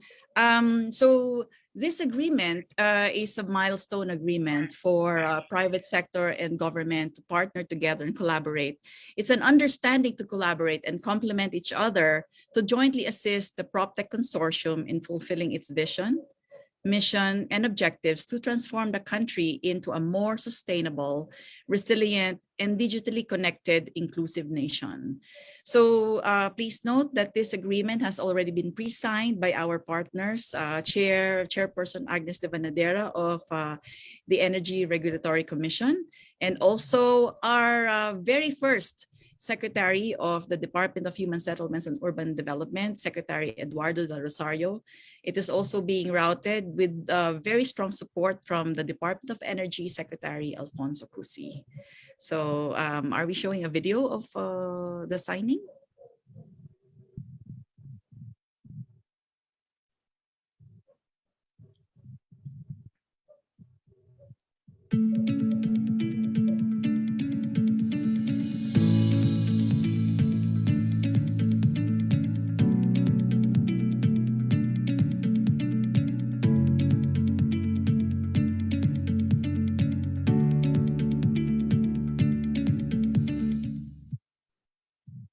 So there you have it, folks, a milestone agreement of collaboration between government and private sector led by the Proptech Consortium.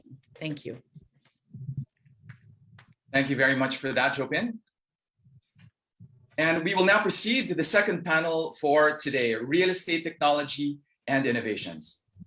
Our first speaker will be Amor Maclan, Proptech co-founder, Digital Pilipinas convener, and co-founder of Geyser Maclan Marketing Communications Inc. Let's all welcome Amor Maclan.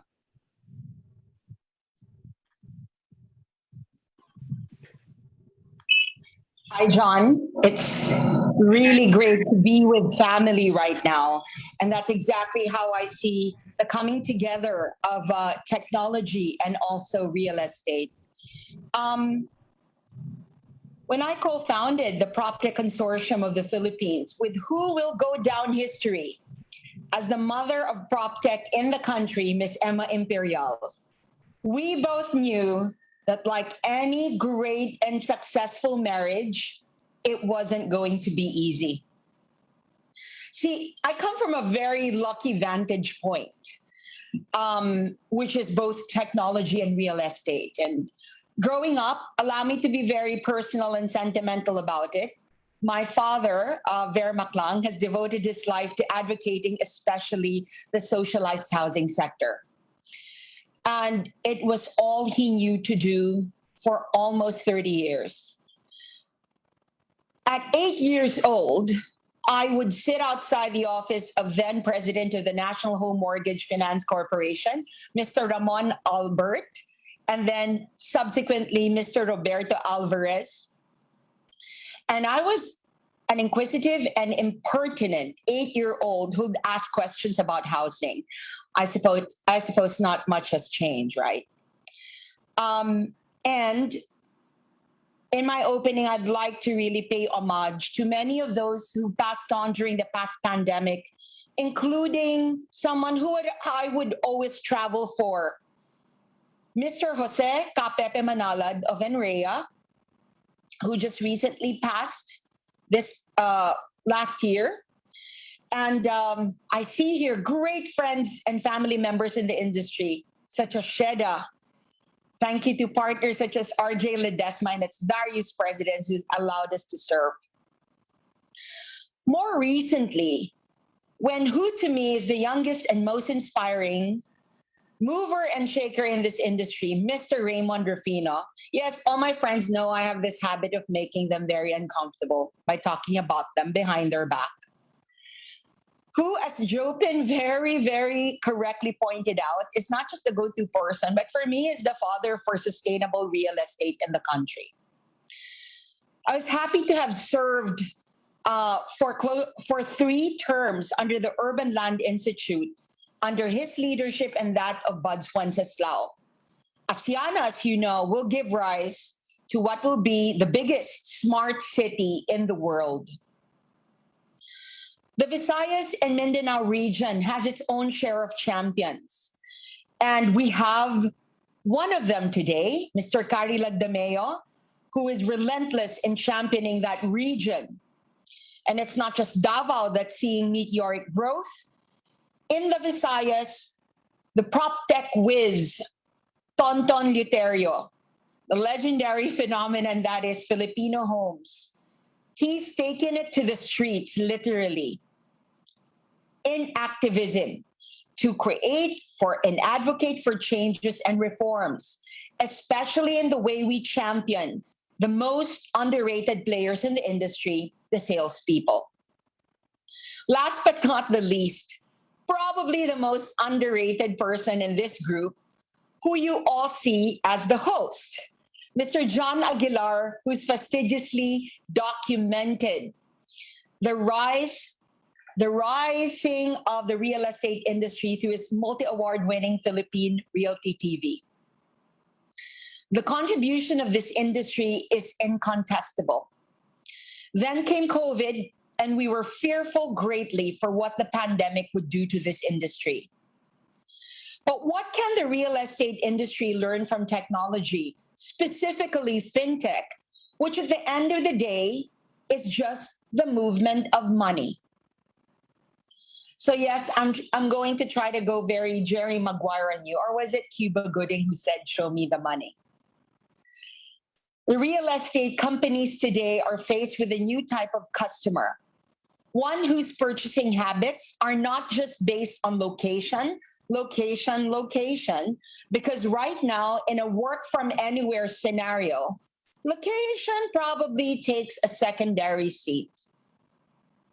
They're more importantly looking for security and also at the same time convenience. The banking and financial services sector has faced the same problem, and they have responded by bolstering their digital offerings to allow for more online transactions, taking advantage of the country's connectivity and the rising digital infrastructure. The real estate industry could certainly use some digital revolution of their own. And this is where the Proptech consortium comes in.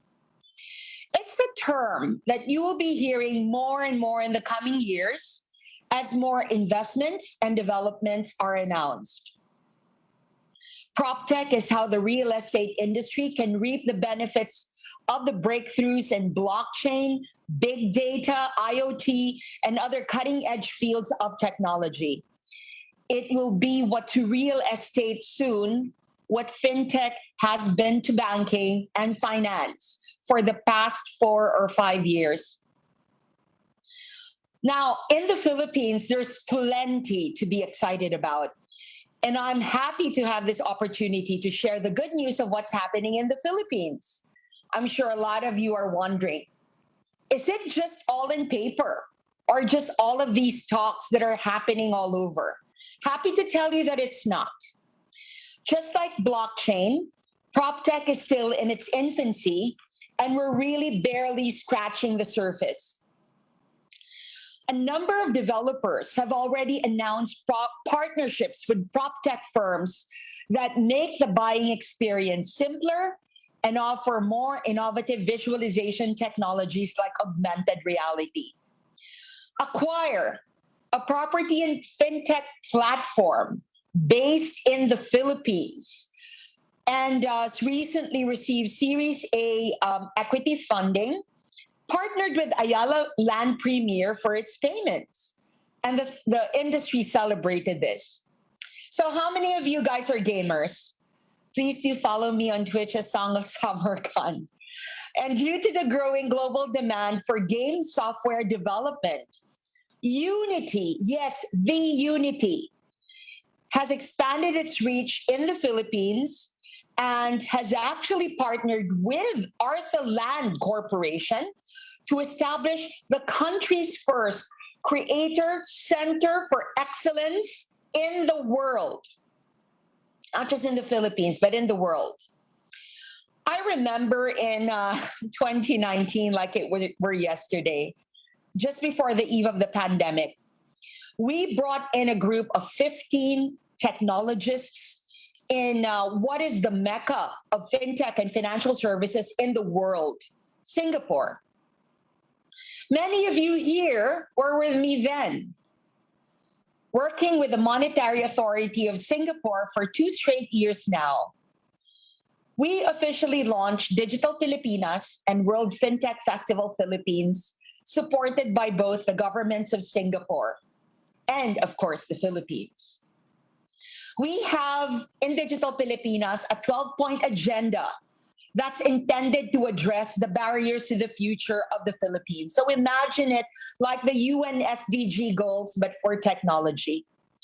The 12-point agenda covers payments, GovTech, RegTech, digital transformation, overseas banking, mobility, InsurTech, e-commerce, cybersecurity, energy, edutech, digital cities, esports, and of course, PropTech. More than just talks, we have 8 sandboxes and legislative advocacy. Many of you have mentioned it earlier. A biggest challenge will be the regulatory framework, and it's one thing that we hope to be able to unpack with all of you. Speaking of hackathons, in 2019, the FinTech Philippines Association, where I serve as both trustee and executive director, partnered with Union Bank and the Urban Land Institute under the visionary leadership of Raymond Rafino, Buds Wenceslao, and Dr. Tito Ortiz for what was the first ever real estate hackathon in the country, serving both real estate and livable cities. So this isn't our first rodeo. Tagged as UHack, The two-day coding marathon gathered some of the brightest students and professionals in the field of technology to solve the greatest problems of our industry. Emma gave a teaser of what is a forthcoming collaboration with some of the leading technologists from Union Bank, Multisys, and 8 Ventures, a venture capitalist firm that invests in next-generation technology companies in the Philippines. Other joint innovation projects that we have included in the pipeline is a co-branded disaster management application for high-risk cities in an effort to make them livable. Starting in the Bicol region, as it is the home court of not just Imperial Homes, but also of our chair, Ms. Emma Imperial. Cybersecurity is something that we're working on very closely, and it will be made available for free through 8 Ventures if you are a member of the Proptech Consortium. So as you can see, there's so much that you can get from being a member, so please join. Sorry about the shameless plug. Right now, based on the current numbers out there, the future truly looks promising. We're all quite familiar with REITs and how they made possible the ownership of commercial property by real estate investors through fractional ownership. KPMG said in a paper it published that tokenization can further simplify REITs and its transaction and implementation. For instance, through tokenization, one can reach a larger pool of investors through trusty blockchain-based software, making the entire process more inclusive and more secure. New asset classes such as tokens, NFTs especially, is changing the way we are able to own and create art. Last June 2021, the most profitable NFT artist in the country, Luis Buenaventura, sold what is one of the most expensive pieces of single unit art. How does tokenization then bode for a real estate asset? A similar transaction has been done recently with a luxury property in France and shares representing fractional ownership of a villa in Paris, where tokenization took place. Truly, ownership and power is back to the people. And very recently, a luxury global property in the Philippines attempted to tokenize its asset, a partner of ours, but only to be temporarily derailed by regulation and legislation. But I say only temporarily. The Philippines is one of the most exciting sandboxes in the world where technology and real estate can birth a true democratization of ownership. Unbeknownst to many of you, our regulators, such as the Department of Finance, one of the biggest champions of digital banking in the region, along with the Bangko Sentral ng Pilipinas and the SEC, is paving the way for some of the most innovative sandboxes for financial payments and services. For real estate, very soon to come. The Monetary Board of the BSP approved the new guidelines for the establishment of open finance last June 17, way ahead of most markets, even way ahead of the EU. In fact, some of the country's top developers, Ayala Land, Mega World, Philinvest, SMDC, Double Dragon Properties, are now promoting their REIT offerings. These very same companies are also investing quite heavily in technology. Can the tokenization of real estate in the Philippines be far behind? Now, we're moving from ownership of properties to a much bigger issue, which is that of the teching up of cities. Can the technology driving PropTech be used in addressing the issues resulting from urbanization?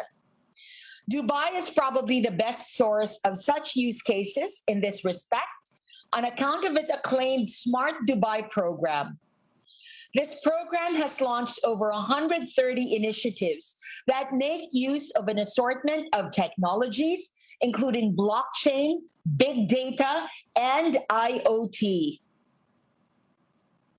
One of the goals of this initiative is to make this city livable, and it must have met some of those goals many times over. In June of this year, the city was named the second most livable city in the Middle East, just below Abu Dhabi.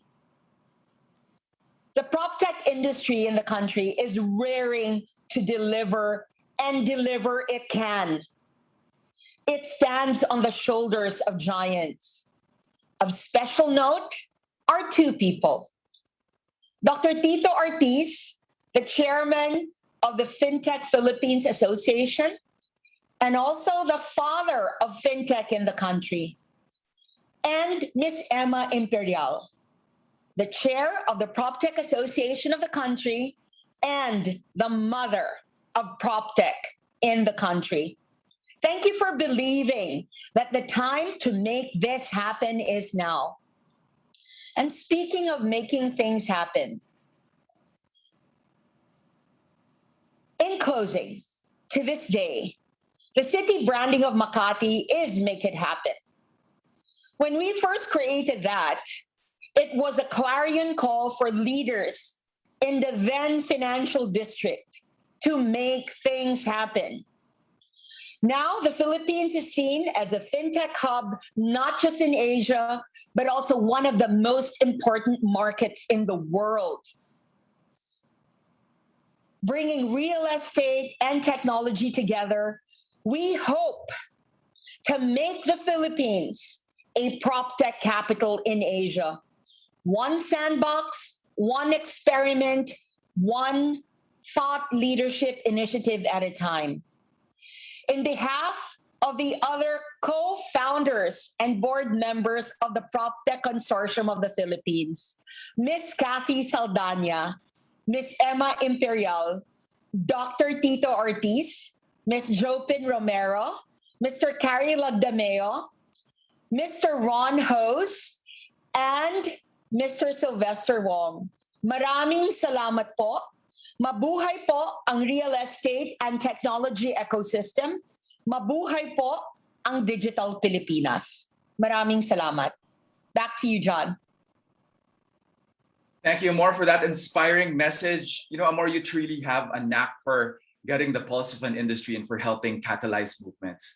Working here very, very closely with the very dynamic, the mother of PropTech in the country, Ms. Emma Imperial. Thank you for all you do for the industry.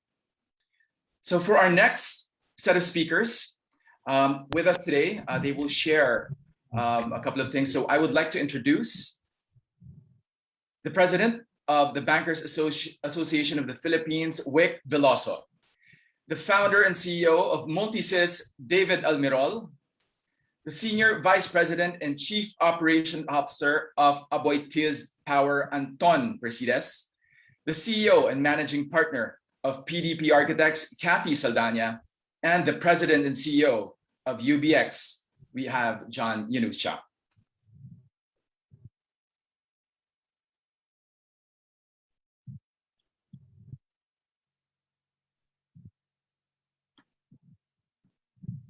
Good morning to everyone attending this seminar on real estate and technologies attached to it.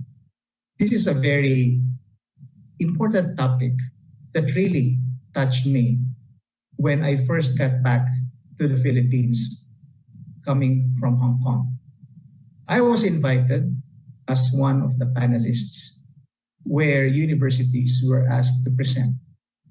And one university, probably in a depressed part of the country, from Mindanao, presented how they were able to produce hollow blocks using rice husk and eventually got the USA Department of Transportation and Public Works to guarantee its strength.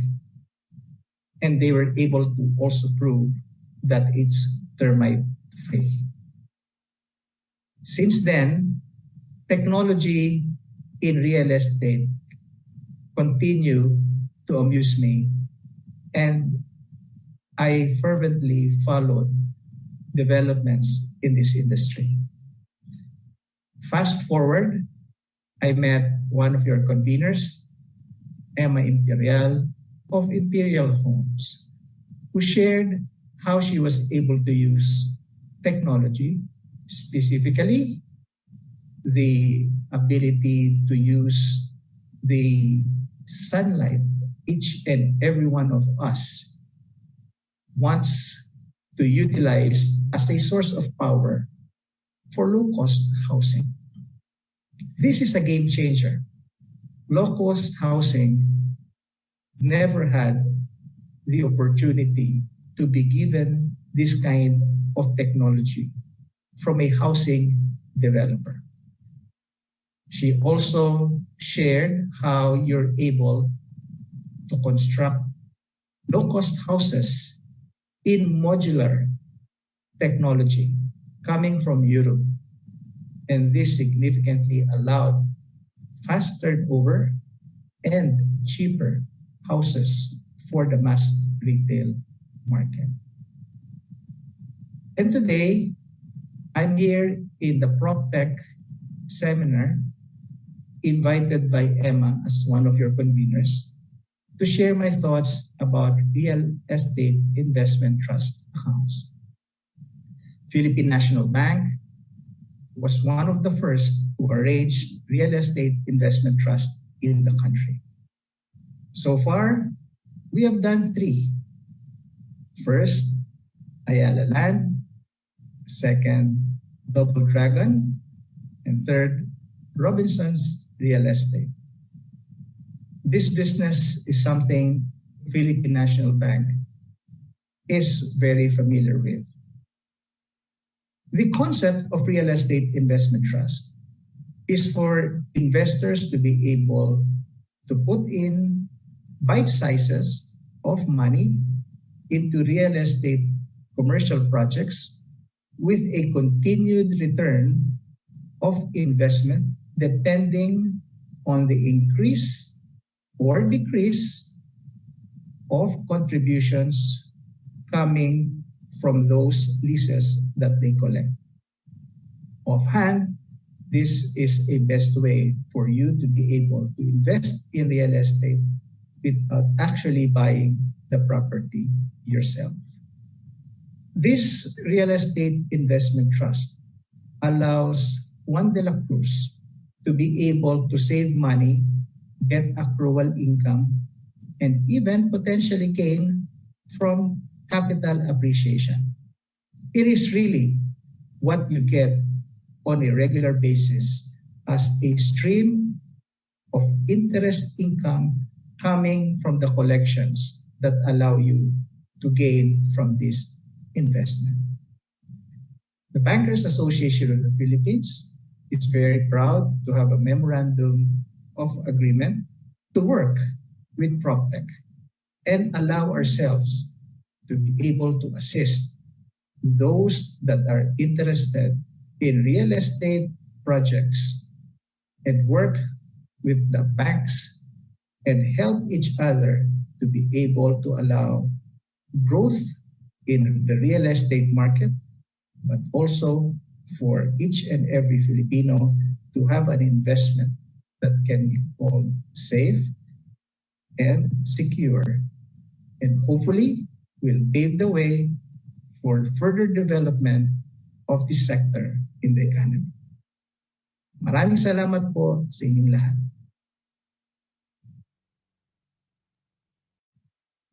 Before I get started, I would like to express my heartfelt congratulations to all of you who generously helped to make Proptech Consortium of the Philippines come together to become a success. Thank you as well for the opportunity to have me as one of your panelists in this official launch. With that said, the COVID-19 had profound impact on the real estate markets all over the world, and the Philippines was not an exception. Yet, this could result a rebound starting this quarter with the help of real estate technologies and innovations. This projection has also been backed up by the International Real Estate Federation, the FIA BCI Philippines. In fact, according to the Courier's Philippines Property Market Report for the first quarter of 2021, they have identified 3 driving contributions to the current real estate market. First is the increase of office leasing opportunity amid COVID-19 surge. These are mostly for flexible working spaces and the demand from BPOs, data centers, and e-commerce operations. Even with the return of the heightened restrictions earlier this year, the office market is going back as vaccination programs increase, which is giving companies the confidence to return to office. Here in Multiseas, although 90% of our operations are working from home, we allow our employees to report to the office when necessary.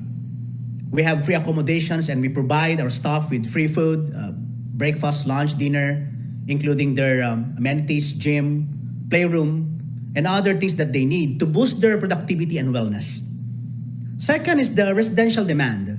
There are some local companies that have closed their physical offices, which have been required their employees to create a work from home setup, while other companies are requiring their staff to stay nearby the office, thus providing accommodation places within the business district.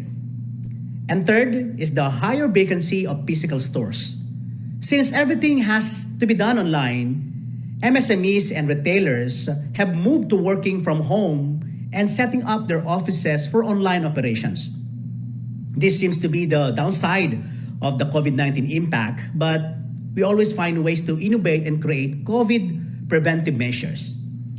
There are ups and downs in some aspects within the real estate industry, but having the Philippines as one of the fastest growing economies in Asia, we can definitely boost this industry recovery with technology. As a matter of fact, the Multiseas is currently collaborating with the real estate companies to work on software solution that would help automate its business processes for their admin, agents, and clients. This means opening doors to more investments, faster document processing, managing sales and transactions, and having a bird's eye view of the entire operation, especially if you're handling a lot of properties and developments. Our goal in creating this play was not to compete with others, but rather to become a digital economy enabler. With this help, we jumpstart real estate businesses and organizations alike to push forward with their operations digitally that is cost-effective and time-efficient. Our platforms are designed with a purpose-driven IT solution that prioritizes the welfare of the people. Not just real estate, but also in e-business, in e-commerce, e-banking, e-finance, e-health, and even e-learning. I always believe that as we help more people and as we assist more businesses, revenue will always follow. As we focus on implementing impactful and relevant solutions, we can uplift the lives of every Filipino. As businesses with different strengths, with collaboration and joining forces together, we can heal together and bounce back from our losses. The pandemic is far from over, but if we allow ourselves to adapt to changes and open ourselves to business synergies, achieving a better normal is possible, not only for businesses, but also for the economy. Before I end my presentation, I'd like to share with you a verse from Galatians 6, verse 2. Let us carry each other's burdens, and in this way, we will fulfill the law of Christ. Once again, thank you Proptech Consortium and congratulations for a successful launch. Maraming salamat. Ladies and gentlemen, and thank you for allowing me to present in this forum our operation and customer experiences through innovations. But before we get started, I'd like to give you a brief background of who we are. Aboitiz Power Distribution Utilities is part of the whole Aboitiz Power business. We consist of 8 utilities throughout the Philippines, serving over 1 million customers. Digitization has significantly improved our operations, allowing us to be more efficient and effective in the way we operate. I'll be going through in more detail all the different innovations that you see here on the slide. So first we have our Aguila system. This is basically a view of our network, which is superimposed on Google Maps.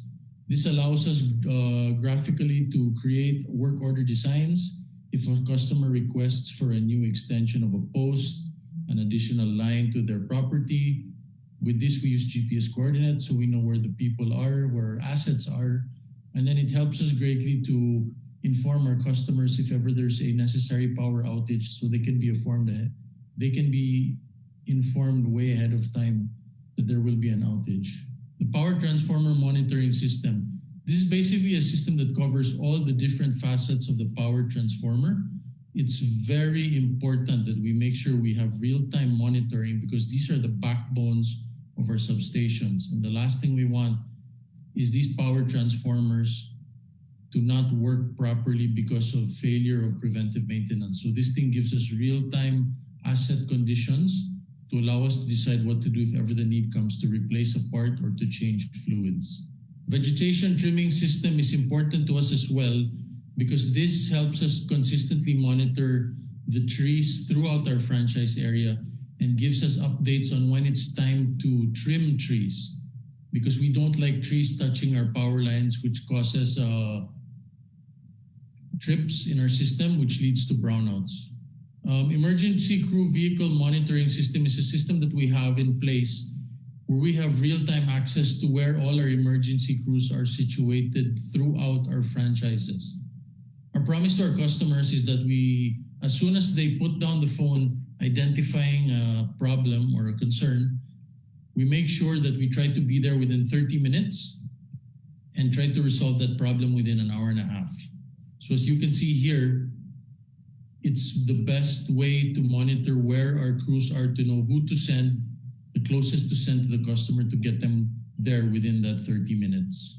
So these load break switches and auto reclosers are basically equipment throughout our franchise, which allows us to instantly transfer power from one feeder to another. That way we can isolate areas that need to be turned off because of fallen pole, a broken line, all other kinds of causes. And we can reroute the power through our other lines so that the customer only experiences momentary power outages. Digital substations, slowly we are going to be converting all our substations to digital. This way we can control them electronically and they're more cost efficient and flexible, and that they can eventually be able to monitor themselves for our ultimate goal to be a self-healing electrical system. So now that was for the engineering side. For the customer management side, we have all these other innovations, which I again will talk to you one by one. Hawkeye meters, these are meters that we've put in boxes. They're basically conventional meters converted to digital that are elevated for several reasons. One is to slow down the pilferage within high pilferage areas. It also avoids people from tampering with the meters so that they could be electrocuted. Another thing also that these are electronic meters where we will be rolling out our prepaid solutions, which I'll get more into later on. And then at the same time, we can auto-connect, auto-disconnect. And then that way, we don't have to have our linemen go to areas. For instance, when we had the COVID, there were some parts of the areas in our franchise that were locked down. And this was our way for our linemen to automatically connect, disconnect, our meters to readers to automatically read and bill. This is one that's slowly rolling out in all the franchises, and the Aboitiz Power Distribution Utilities are 100% behind this. It's called the Net Metering Program. For those of you who are unaware, you could install a solar system in your house, on your rooftop, less than 100 kilowatts, and you can join the net metering program. What effectively that does is you can use the power from the solar panel being generated. And if there's any power that's not being used, it's exported to the grid, and we will purchase it from you at the average generation price. So this is getting into effect. We see it more and more being adopted by consumers and customers within our franchise area. We also have, not mentioned here, another subsidiary that handles industrial, because right now there's no rules on systems above 100 kilowatts. So with that, we have our subsidiary that can assist with installing the panels and using your roof, using our equity, and coming up with a deal in which you would purchase the power directly from us. Another one here, we're rolling out our prepaid meters. We already have had several tests, and we will be rolling this out this year and the next in phases to our consumers. Basically, it works as a prepaid cell phone, and this is very effective for people who have multiple houses, condos that they don't live in, and that they just want to use the power 6 months out of the year. That way they don't have to keep connecting, reconnecting, applying for connections. And then we have here our energy trading risk management system. This is basically, from what we understand, the only system in the Philippines. This system has different programs where it receives input from all our suppliers and comes up with a purchasing power plan to guide our purchasers to be able to purchase electricity at the least cost to the consumer. We have a tool, we have an app called Mobile AP. For those of you that are currently residing in any of our franchise areas, I'd like to urge you to download this app, and you can see some of the features here: bill viewing, charts, history, multiple accounts, registration. We will be rolling out more functionality in this app, so stay tuned for all the updates that will be coming up soon. For those of our customers who do not have access to smartphones, we also have e-bill text, where we will send an SMS to your phone to remind you that your bill is due and the price and how much you have to pay for your bill. Electricians app is an app that we give to our customers, electricians, so that they can pre-apply for a connection by submitting all the necessary documents. So that way, when they come to the office to apply for a connection, we already have most of the documents, and it's a speedy process in being able to connect somebody. Okay, so that's all the innovations we have for the utility. If there are any questions, I'd be more than happy to answer them when the time comes. So thank you very much, everybody, and have a good morning. Good morning, ladies and gentlemen. My name is Architect Kathy Saldana, and today I will discuss with you sustainable design and Proptech. We are on the cusp of the future. We are looking at where we are in design, in master planning, in architecture, in engineering. There is that willful and purposeful intent to make sure that our structures and buildings, be it affordable housing or a high-end resort, all of these must be sustainable and meant to be structures for the future. For as long as we have the thrust towards environment and a clear delineation of all our roles, we will always have technology at our fingertips. And this mastery will allow us to properly work on the built environment with appropriate sustainable design towards Proptech. Real estate and properties, development and technology. Where are we going? From solar power to wind, water and hydraulic energy, renewables, even waste management. All of these require the use of technology and the proper design in order to merge both intention, vision, with engineering and future available tools and methods. We look at energy in all its forms, and we also look at water. These are the two most critical components of any real estate property development. And in both cases, technology will play a very vital role. It is important for us to gear for the future. 2030 is fast approaching, and the United Nations has ruled out that every country must have its goals outlined for it, and our visions also set for 2050. And in all of these, we have energy metering, we have tools, we have methodologies, we have various utilization procedures and processes that take a big role in design. And if you put together all of these, that synergy will lead you towards digitization, global tech, and a proper and higher valuation of your real estate. And whenever you're planning, work with an architect. Get an architect and an engineer to work with you on master planning, environmental and urban planning, and appropriate design.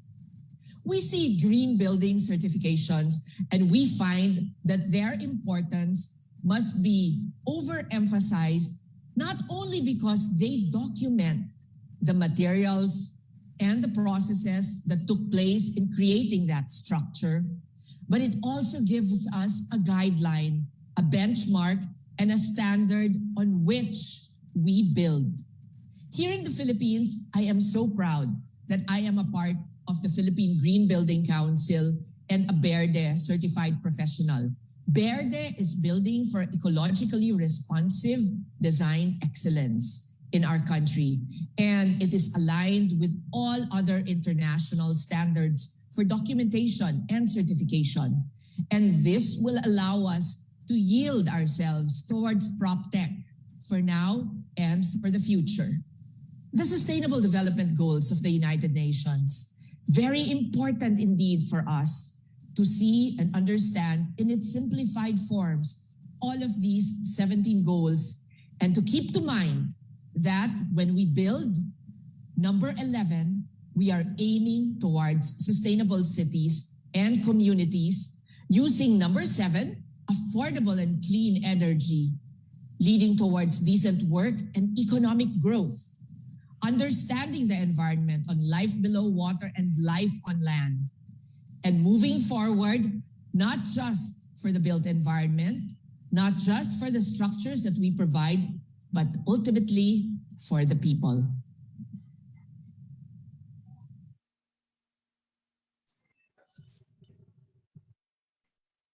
All right.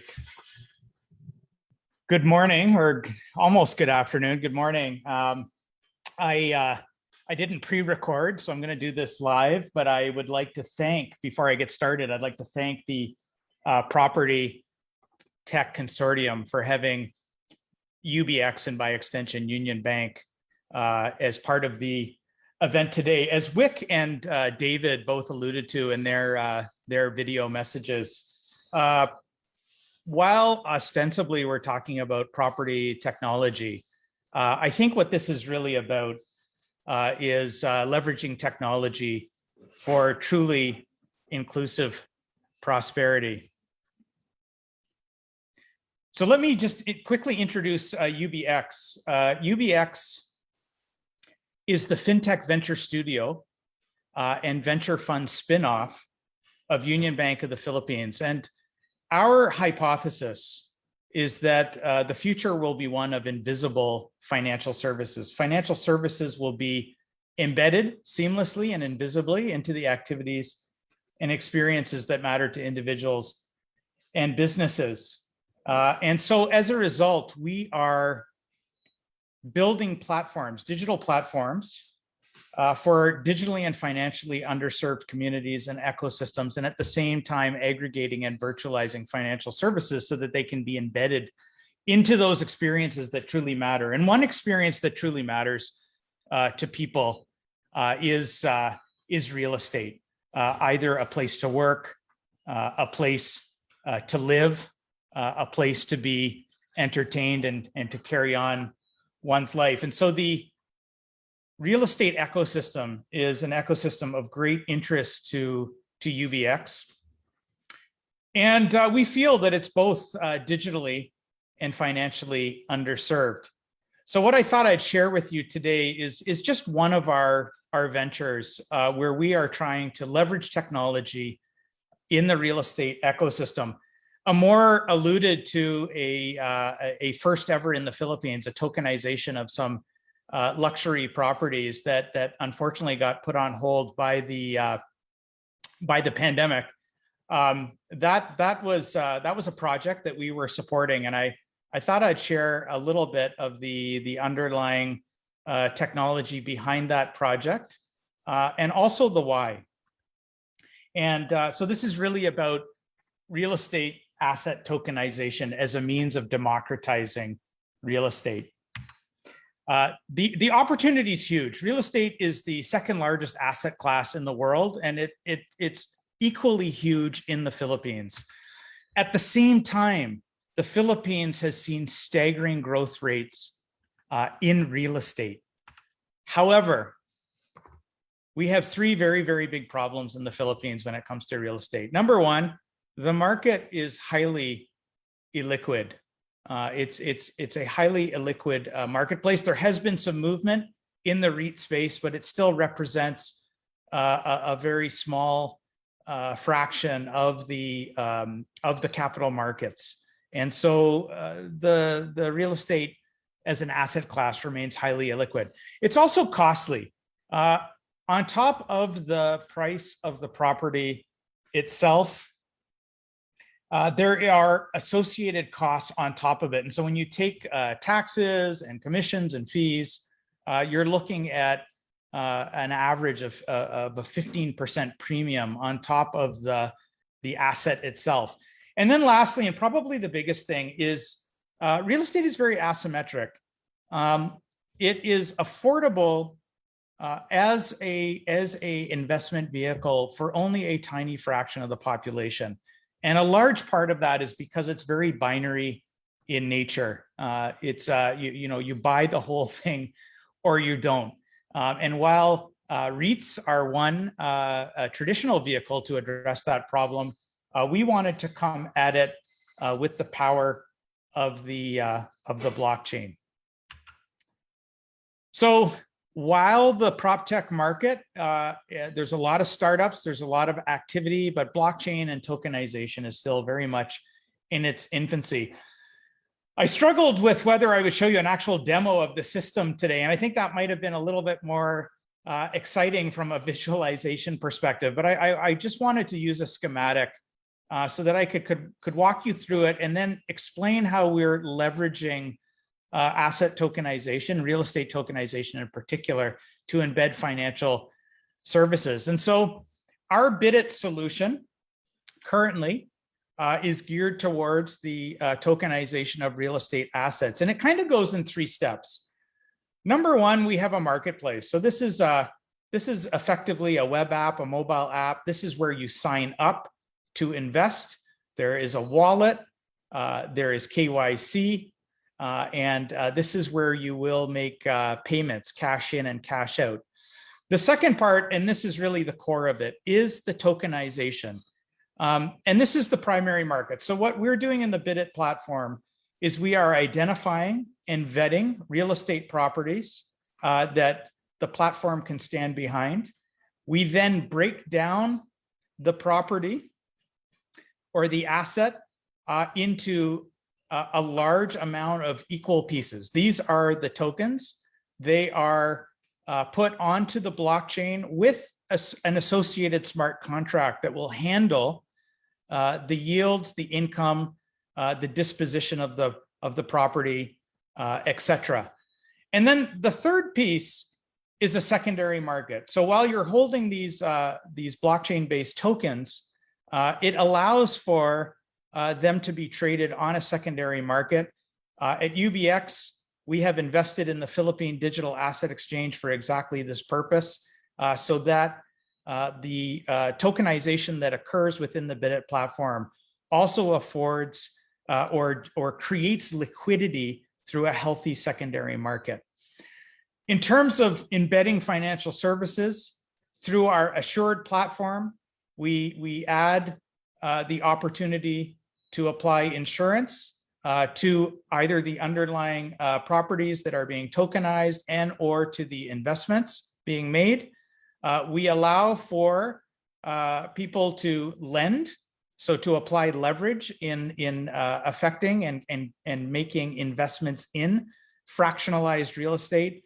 And then lastly, we use our Bucks platform to make it easy to get funds in and out of the wallet in the marketplace that will be used to buy these investments.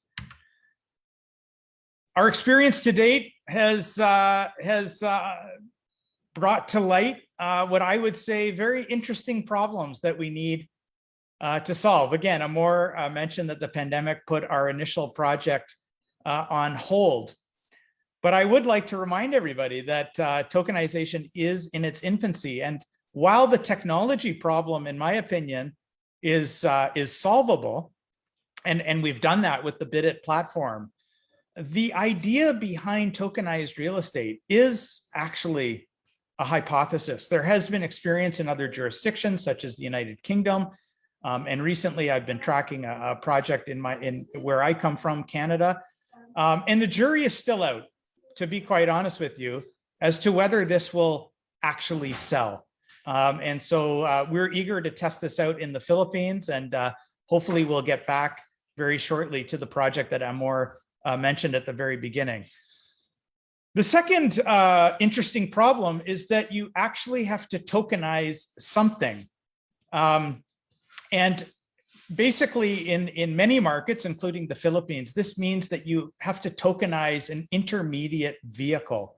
There has to be something between the title, such as a contract, a long-term leasehold, or perhaps a single purpose or single property REIT that can actually be tokenized.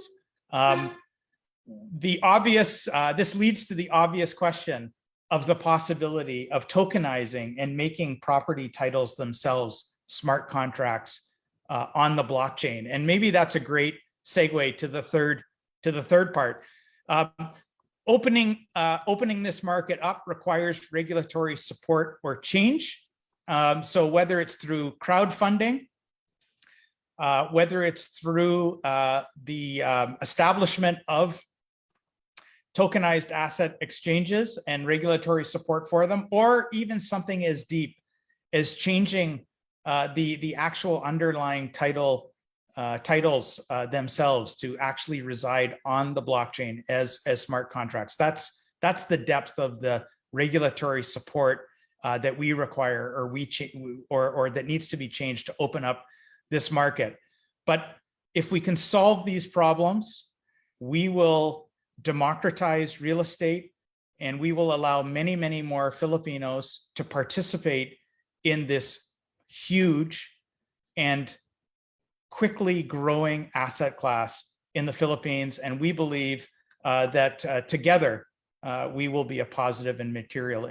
We will be a positive force and make a material impact on truly inclusive prosperity through property tech, and through real estate.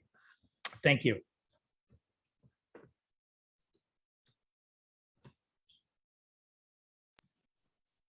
Thank you very much, John. Always great to see you. So, John, I hope that the tokenization of real estate happens sooner than later.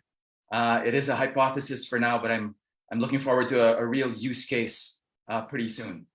As we are too, John, and great to see you. Great to see you, John. So a round of virtual applause to all our speakers. We shall now proceed to our moderated Q&A panel. May we call on all our speakers to come on screen again to answer some of the most pressing questions that we have. So moderating this panel will be Proptech Founding Director and Head of Strategic Partnership, Magpie IM, Ms. Josephine Romero.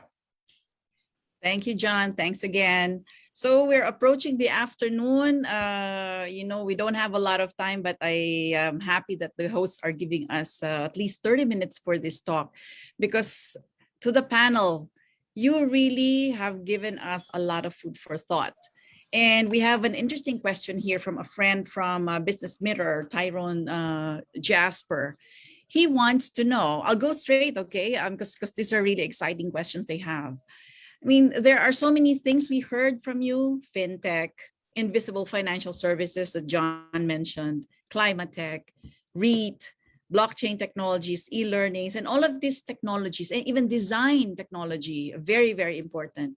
All of these technologies are all a way to leverage innovation and change so that the real estate industry can be future-proofed and become even more relevant. So what among these are actually drivers of growth for this industry? And what are just trends or even prospects?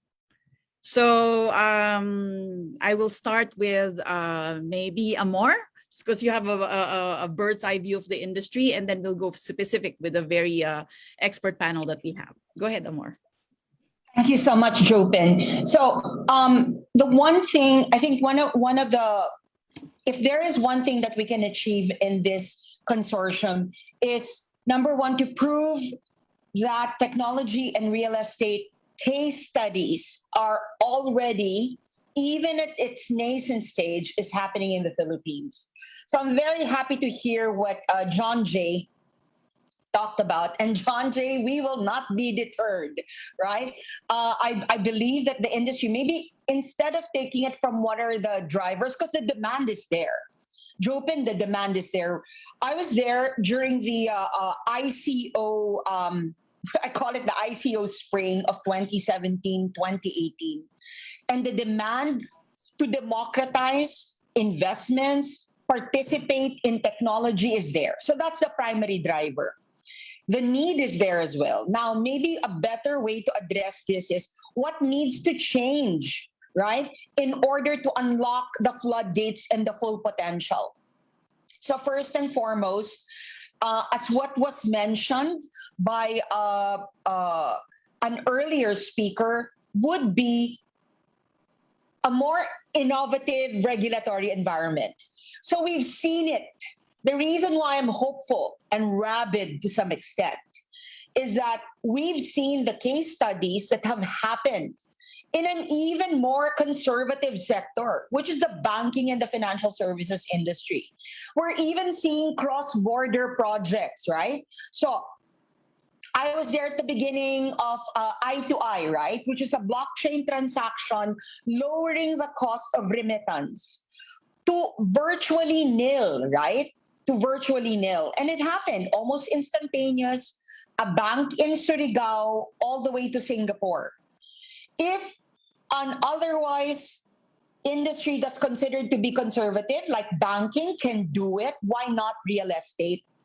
So I would love to hear what Wick has to say about this, because despite the fact that we have recently been added to the FATF gray list, and that is really because of the demand for the services in the industry, I think it should not deter innovation.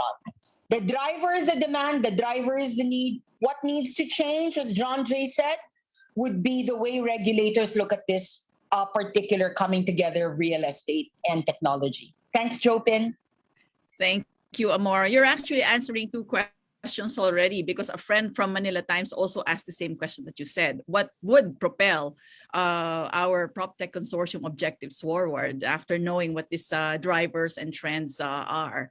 Good. Maybe I'll ask Kathy to talk first after Amor. Please go ahead, Kathy. Well, there are a lot of issues now that we are facing in design, and architects, planners, engineers are utilizing technologies also. What is important, I believe, in this consortium is that all of us will come together and see what the other suppliers, what other members of the industry have to offer. Listening even today, I just learned so much as a planner and as a designer. So I believe that we should really call on everyone to come on board and join us. There are many components that fall from renewable energy, from metering to materiality, to even the whole process of both sale, land allocation, and design. There is so much to do. Thank you, Kathy. So what you're saying is really right now, it's everybody's game. Everybody can just Yes. start looking at what is out there and then not stop ourselves from speculating and doing more research and trying out things, right? That's right. Okay, maybe David Almirol, Multisys Technology, you're all over the place and you see what's happening on the ground. What about you? What's your insight on this? Well, there's a lot of routes that we can follow, right? As listening a while ago to our fellow panelists, I also learned a lot of things. It's also my first time to see a super advanced, a Proptech solution coming from John. So thank you for that. I think I agree with you, Josephine. We need to become navigators, nowadays. So we have to make sure that we can be more creative on implementing things. In terms of Proptech, I think embedding cashless, paperless, and contactless transactions is still the moving forward. We don't have choice but to adopt that kind of innovation nowadays, and it's not easy. We've seen also a lot of gaps. And I think gap fillers is very important. And we all know that technology, integration, and advanced solutions can become a tech gap fillers in the future. So this is where we're looking at in Multisys as well. Okay, great. Well, that's good. I mean, it's something that people have started to be adaptive to during the pandemic. Cash is still king, but it's not really as predominant as it used to be. I mean, invisible cash is already welcome, but there's still a lot to do. And we're lucky that our central bank is helping us move that agenda forward, and it's going to help the PropTech industry. Okay. Hi, Jopin. Yes. Yes. Sorry, very quickly, because here in the PropTech Consortium, we're all about creating projects together, right? Not just talks. Yes. My dream is to bring together Dave Almirol and Kathy Saldana, develop it on the Unity platform, no, seriously, and gamify the experience of viewing real estate. It can be done. Unity, right, has already earmarked the Philippines as a center for excellence. Why do we have to go far? We have the Bill Gates of the Philippines, right? So Dave, let's do this. Thank you. All right. Let's do this. I'm melting already. No. I think we just contribute a little things here, guys. Well, I'm not a real estate guy, and I need guidance from you guys. So you know the landscape well. So my mindset is almost more on, if you think that we have something that you can use, well, we're very open. Thank you for that exaggerated message, Amor. Thank you. But I guess I think we're doing something already. By the way, together with Emma as well, we started something. We will be launching a very nice PropTech solution early next year. So it's a surprise, and I think, and hopefully, we can join forces together for that particular platform. I would like to learn more. Okay, great. Thank you, David. Something to look forward to.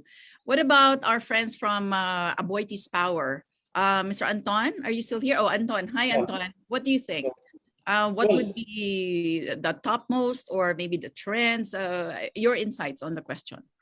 Well, we're always, here to support. At the end of the day, it's about our customer service, and being that we're a highly regulated industry, we work hand in hand with the regulators to come up with all the solutions to really improve the business, right? When it comes in terms, especially now that we noticed with COVID, human interaction is getting less and less. So we need to be more innovative to find ways really to improve the digital side of the customer interaction, looking at really rolling out smart meters so that at the end of the day, you can have a consumer go to our app and see real-time their consumption, right? And how you have all the smart appliances, Internet of Things like they call it. This way you could remotely turn on your air conditioning, turn off your refrigerator to see what your consumption is, right? So we're really looking at that, the possibility where a customer has the control to monitor and control their demand on a day-to-day, minute-to-minute basis. All right, thank you. Yeah, that's something that we actually envy some of our other neighbors, because they're able to do that already. So now let's go to John Jay. John Jay, you gave us a lot of food for thought. I think you gave us 2 trays full of thought items we could digest. Maybe prioritize what you think we could latch on and then help you promote or propel forward. Yeah, I mean, I think in terms of drivers, I think the reason why we started in the real estate ecosystem with the tokenization of real estate is we see that driving liquidity and inclusiveness will actually create a positive flywheel effect in terms of putting more money into the market, thus driving the demand for a lot of the other innovations that the other panelists have shared and spoken quite eloquently about.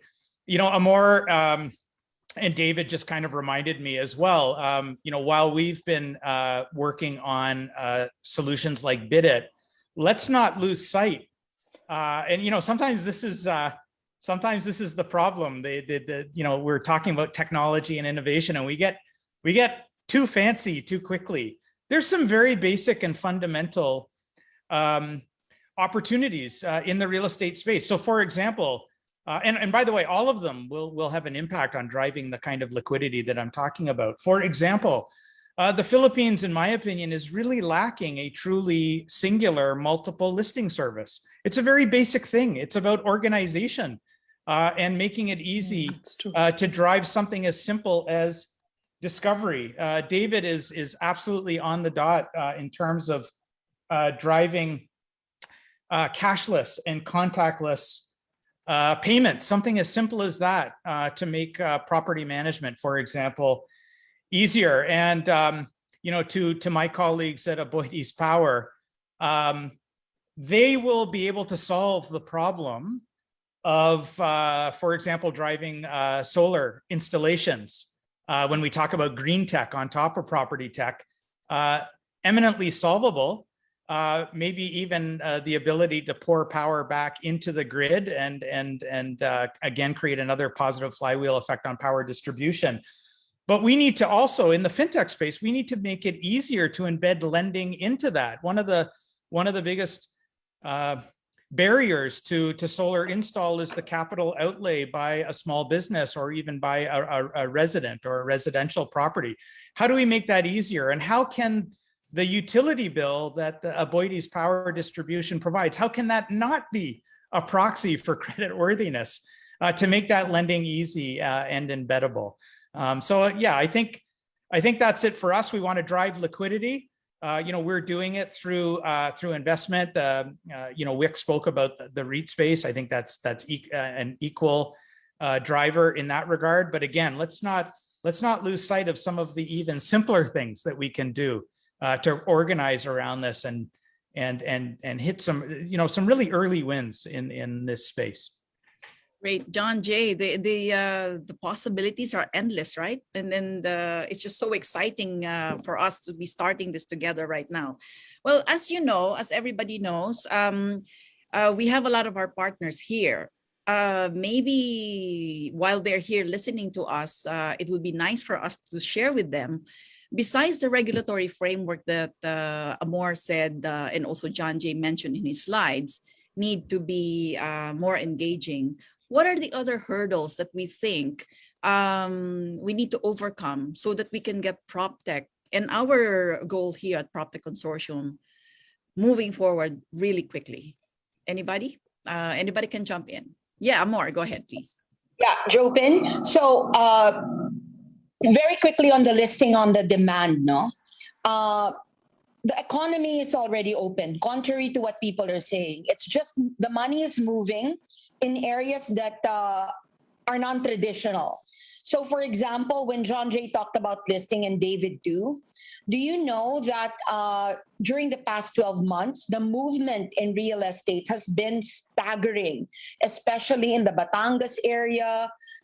There has been an exodus, literally, a billionaire exodus, wherein property is getting snapped up, right? In a matter of hours, no? Hours, not even days, hours. And the ticket prices are anywhere from 4 million to 5 million US dollars, US dollars. So the demand is truly there. Now then here lies the rub. No?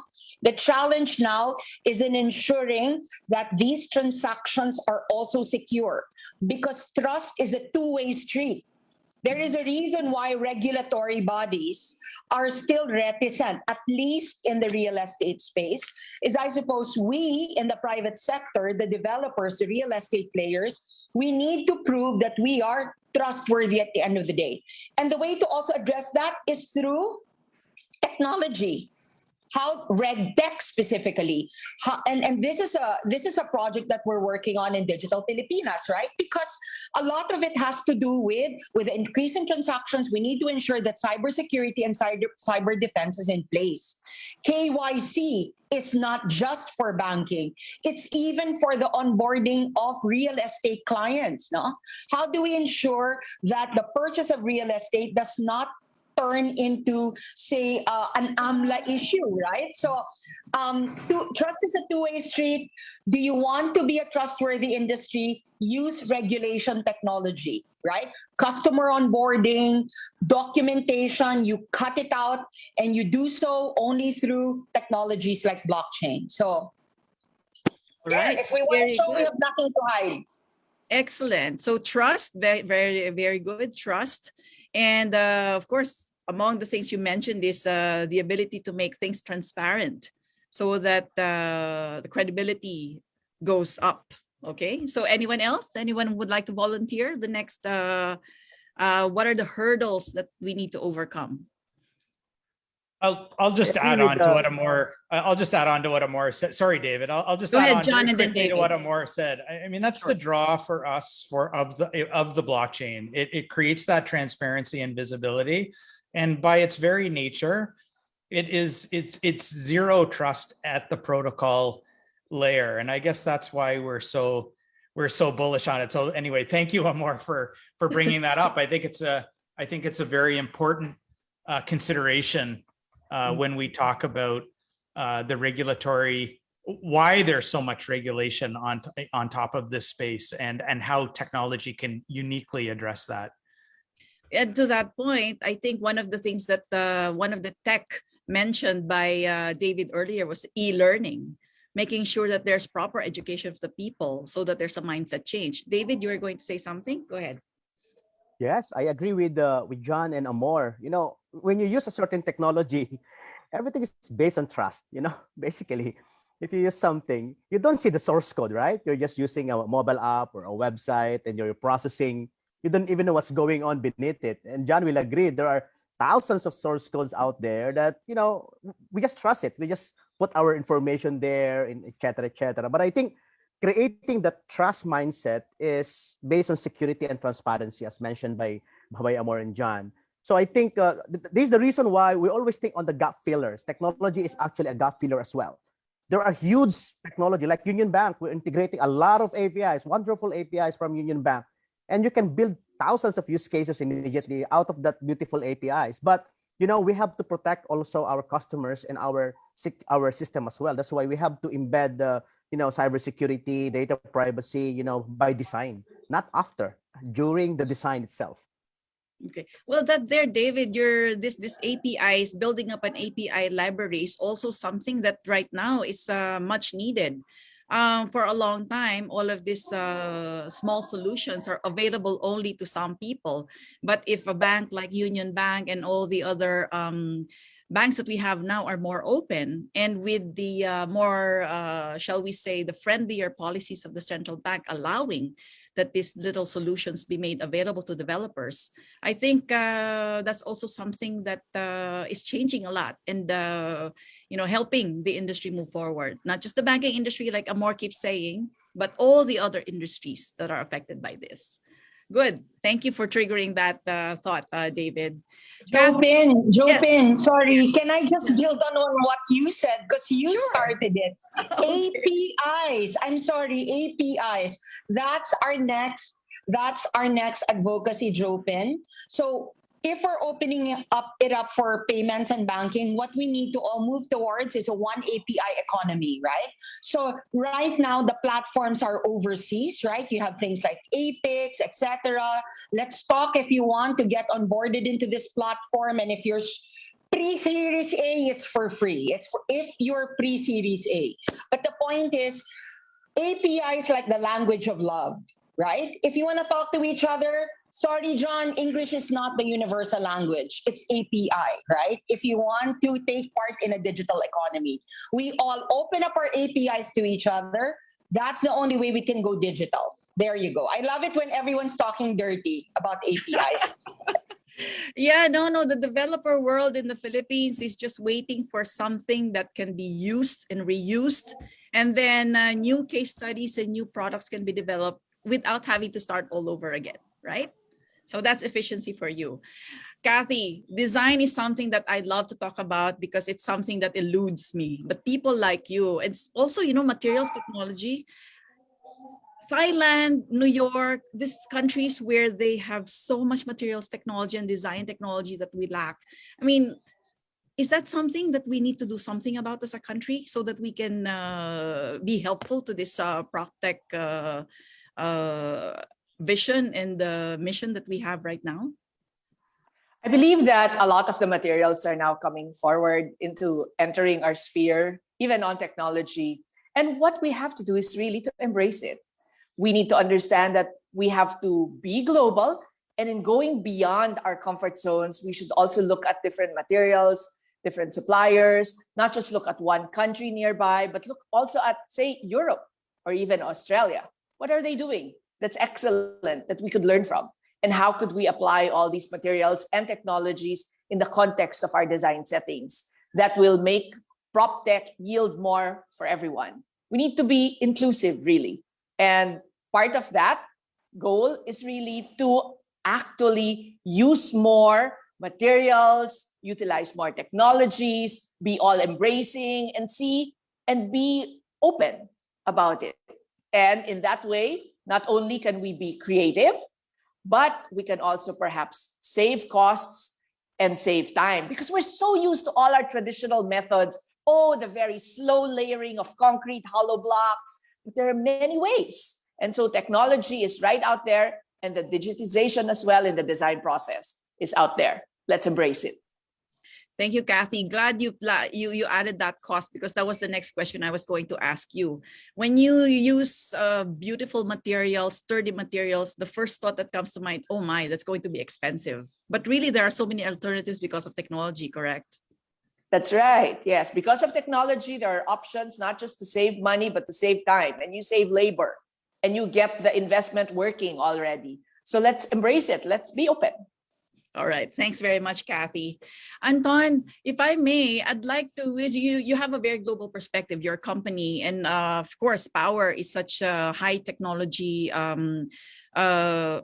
high technology. So I'm sure you're getting your information not just from the country, but all over the world. How does the Philippines fare in PropTech relative to our neighbors, ASEAN, APEC, anywhere? I mean, yeah, we're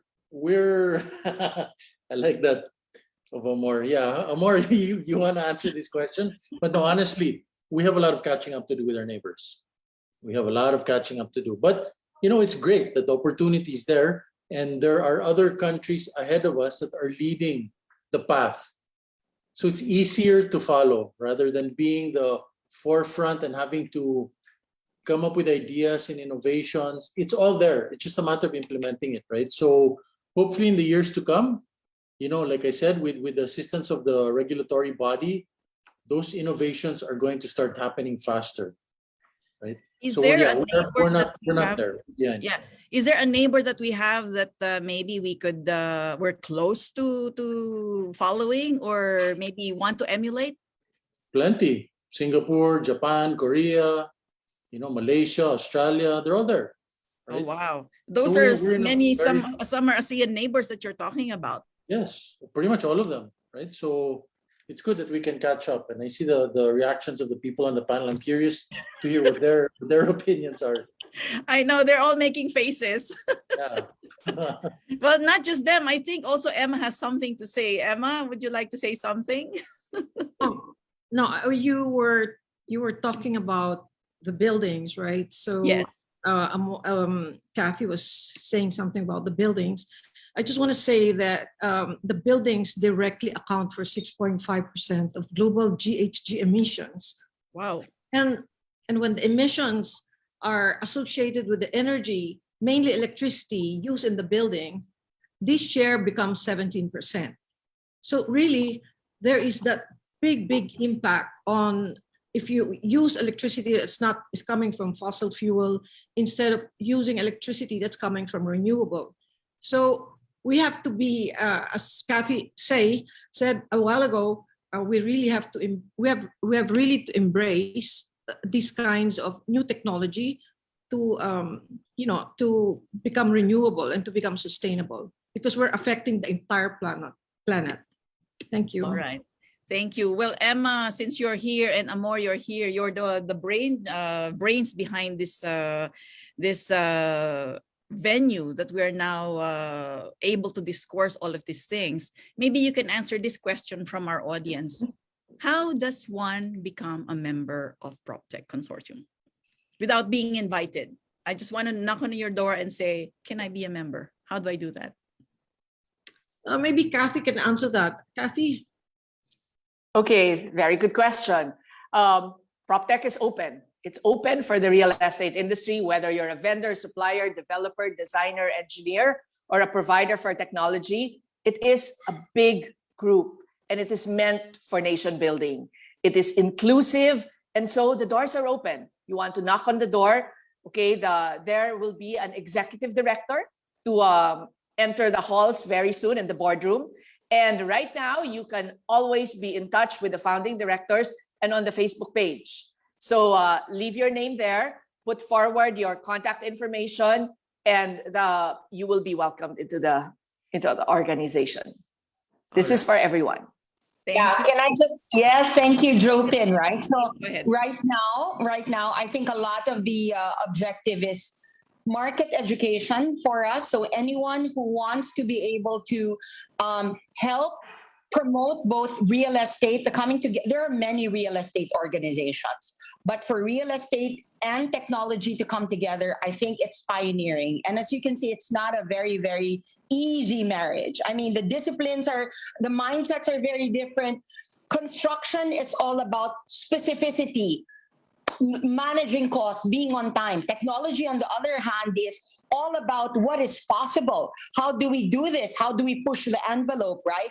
Our timelines are crazy, the agility, it's different. So what we need to be successful is to have a very healthy balance between the two industries. So we encourage technologists and we encourage developers to come together. So please join us. And if you, as Kathy said, and Emma said, and in behalf of the rest of the group, including you, Jopin, this is really all about, one, how do we promote it for the country? And more importantly, how do we put the Philippines in a global map? Sorry, I just have to say, Anton is so low-key. I'm sure he has something cooking very soon with Manny. I will not say anything about it, but he's also looking into disrupting another legacy industry, which is energy. So maraming salamat. Thank you. All right. Thank you. Thank you. So I think we have a few more minutes that will allow us to do a one round of final words from our panelists. I won't ask Amor and Kathy to speak anymore. Maybe our guests, John J., Anton, you'd like to say, and David, last words about this technology and Proptech. I'll start. Just listening, I'm reminded from architecture and design all the way to financial services, all the way to power, and so much more. I'm actually kind of blown away by the size and the diversity of the real estate ecosystem with regards to opportunity for technology. and innovation.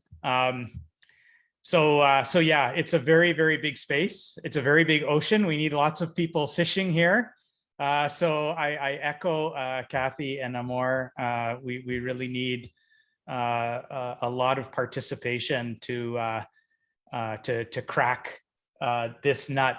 But I think at the end of the day, what brings this all together is real estate is core to experiences that truly matter to people and to businesses. And I guess I'd just like to thank all of my fellow panelists today and those who will join the Proptech Consortium for sharing in our vision, at least from a real estate perspective, of providing greater opportunity and greater access for all.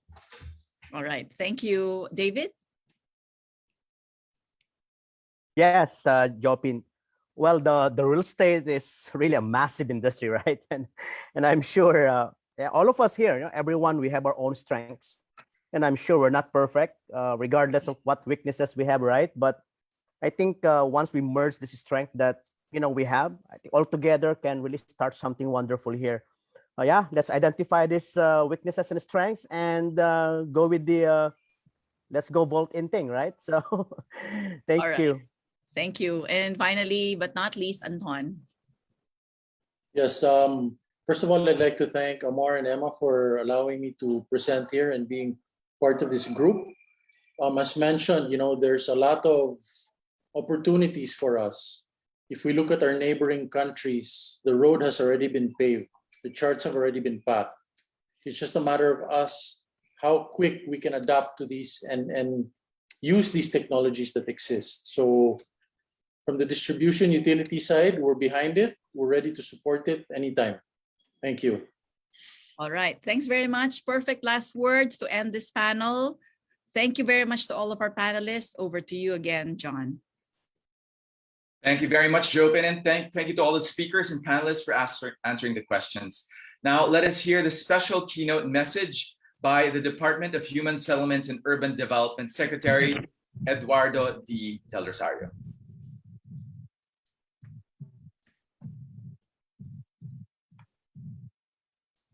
A pleasant day to everyone.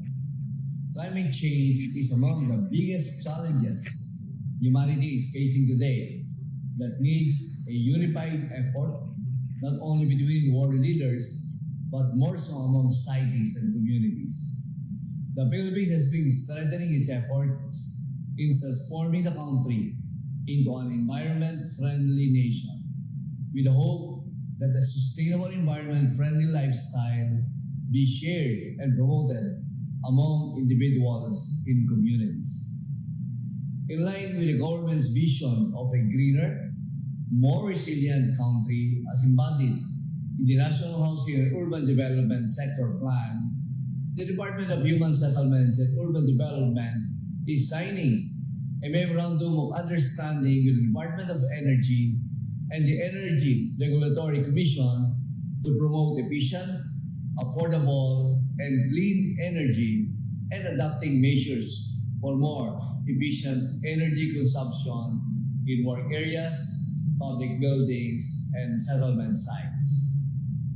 With this signing, this should commit to beef up the implementation of Energy Efficiency and Conservation Act in human settlements and urban development sector with the DOE by promoting the use of renewable energy to cushion the impact of high prices of imported fuels to local markets.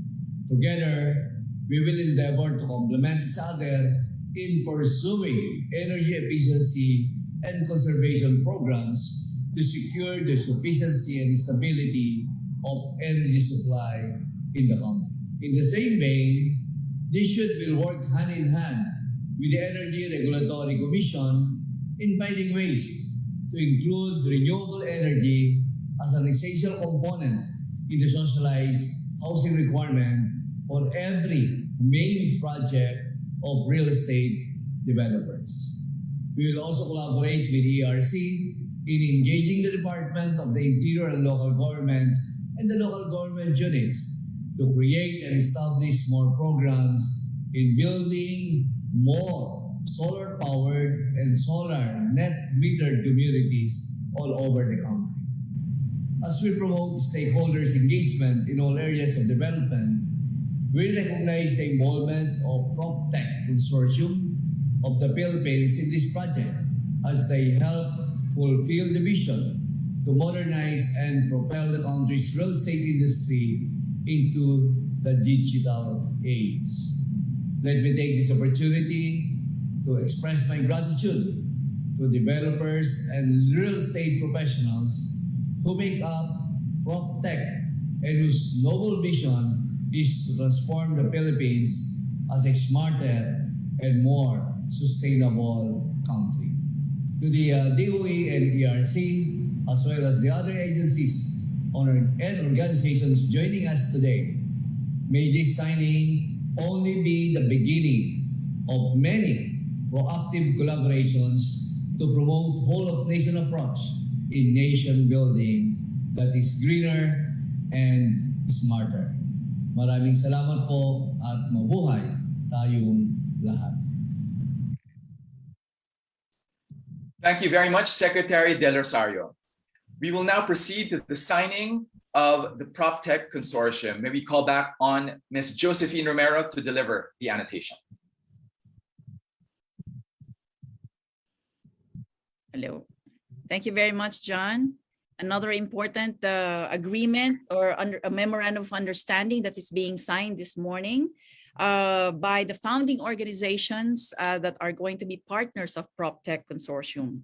With us this morning to represent the organizations will be Ms. Rosie Chai, who is the chairperson of the Subdivision and Housing Developers Association. And with the recognition also of their president, May Rodriguez. You can start signing while I'm reading the objectives of this organization and this collaboration. The objectives, the very specific objectives of this memorandum of understanding is to promote sustainable, resilient, smart, and innovative technology in property development, to identify policies to promote property technology in solar, storage, and energy industries, and to cooperate in pioneering ways forward for real estate, intent on doing better with every endeavor. There are several other organizations with this agreement, and these include the Organization of Socialized Housing Developers of the Philippines, represented by Gino Olivares, their president, and their chairman, Marcelino Mendoza. You heard him earlier as one of our panelists. The Philippine Retailers Association with Ms. Rosary Bosch Ong and as their president, and their chairman, Attorney Paul A. Santos. We'd also like to acknowledge another founding organization, the Philippine Solar and Storage Energy Alliance, led by President Mike de Guzman and Chairperson Techi Capellan. National Retail Estate Association, Ms. Imelda Magtoto, who is the national president, and also led by their chair emeritus, Ms. Marisa Del Mar. We have another founding organization, the Association of Structural Engineers of the Philippines, led by President Engineer Juanito D. Conanan. And finally, another organization very familiar to everybody, the FinTech Philippines Association, with Executive Director Amor Maclang and chaired by Dr. Tito Ortiz. So with that, may we ask now our main signatories, Ms. Emma Imperial and Ms. Rosie Chai, to put up the signed document so that everybody in the Zoom call may be a witness to this momentous signing of a collaboration. There you go. So let's take maybe 2 seconds for a photo. Yeah. Thank you. So all of the partner organizations are now being spotlighted. Thank you for making this possible, and thank you for your support this early in the game. As you've seen and heard this afternoon, there are endless possibilities to moving this industry forward. By the way, Jopin, we will also committed for the BAP as this is going on. The board is approving BAP as part of the Proptech Consortium. There So you go. very Another good. founding organization would be the Bankers Association of the Philippines, which we are anticipating as they are having their board meeting at the moment. Yes. Great. Thank you. Emma. Yes. Yes. No. I'd just like to thank Emma and Amor for inviting me to lead, for asking me to lead the MOU signing, and on behalf of the founding member organizations, I congratulate Proptech Consortium of the Philippines, its founder, chairperson, Emma Imperial, co-founder, Amor Maclang, and the founding directors in today's momentous launch. Today is just the tip of the iceberg of many exciting and impacting things to come. Let us all work together to cause quantum leaps for the real estate industry and for the country, our Philippines, through technology. Thank you so much. Thank you. Thank you, Rosie. Thank you. All right, over to you, John. Thank you very much. Congratulations for a successful signing. And now may we call on Ms. Rosemary Bosch-Ong for the closing remarks. Hi. Yes, good noon to everyone. Wow, this is really a power cast, you know. We see all the movers and shakers of both fintech and of course both technology and real estate. No, thank you to all for joining us today in the official launch of the Property Tech Consortium of the Philippines. And of course, we heard from our keynote speakers, led by Honorable Secretary Carlos Dominguez III, Energy Regulatory Commission Chair Ms. Agnes de Vanadera, International Finance Corporation's Country Manager, Mr. Jean-Marc Arbogast, and all the speakers, all the wonderful speakers and panelists for today's insightful sessions. We all learned a lot. There's so many takeaways that we can, you know, after this session, we can bring home. And of course, I'd like to also make mention Ms. Rebecca Bustamante of CEO Asia, Aldrin Samson, and IHC. And most importantly, I would like to recognize the efforts of our Proptech chairman and co-founder, Ms. Emma Imperial, all the founding directors, all the founding member organizations that spearheaded Proptech Consortium of the Philippines and making this fantastic and successful event possible. I am pleased to be part of this noteworthy alliance that aims to serve and build a better and more sustainable future for us Filipinos. We at the Philippine Retailers Association continue to seek a sustainable future for retail. All the more during these trying times of the pandemic, we are driven to future-proof our industry and our businesses. During these unprecedented times, we see the importance of how technology and innovation have played an essential role in driving industries forward, pushing growth, and creating sustainable solutions that are effective and beneficial to all. As one of the founding member organizations of Proptech, the PRA is committed to promoting sustainable, resilient, smart, and innovative technologies in property development. We also commit to identify policies that will promote property technology in the real estate industry and supporting pioneering new ways for real estate. We believe that in working together with industry partners, we can learn from each other's lessons, best practices, and at the same time, uplift each other's spirits, thus allowing us to set in place more sustainable solutions. Through collaboration, we are already promoting inclusive development for all. We are all part of one ecosystem. So of course, we must all work together to thrive and win as a society and as a nation. And through this alliance in Proptech, we see the beginning of our journey to helping digitize a more sustainable and resilient Philippines. So cheers to all the participants and to all those who supported the launch of Proptech Consortium Philippines. Here's to a better, brighter, and greener future to us Filipinos. Congratulations to everyone at mabuhay tayong lahat. Thank you very much, Ms. Rose. Maraming salamat. Now, may we ask our panelists to stay on camera a little while longer for our official photo op.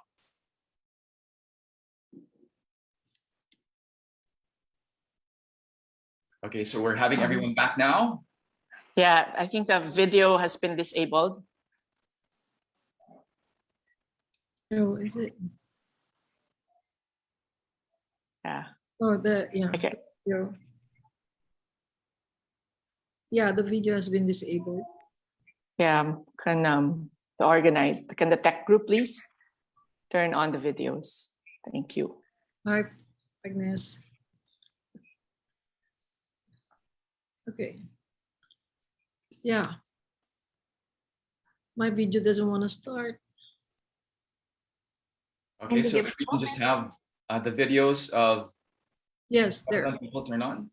Yeah, there. Also, John, please note that we have answered quite a lot of the questions already in the chat box. So all good.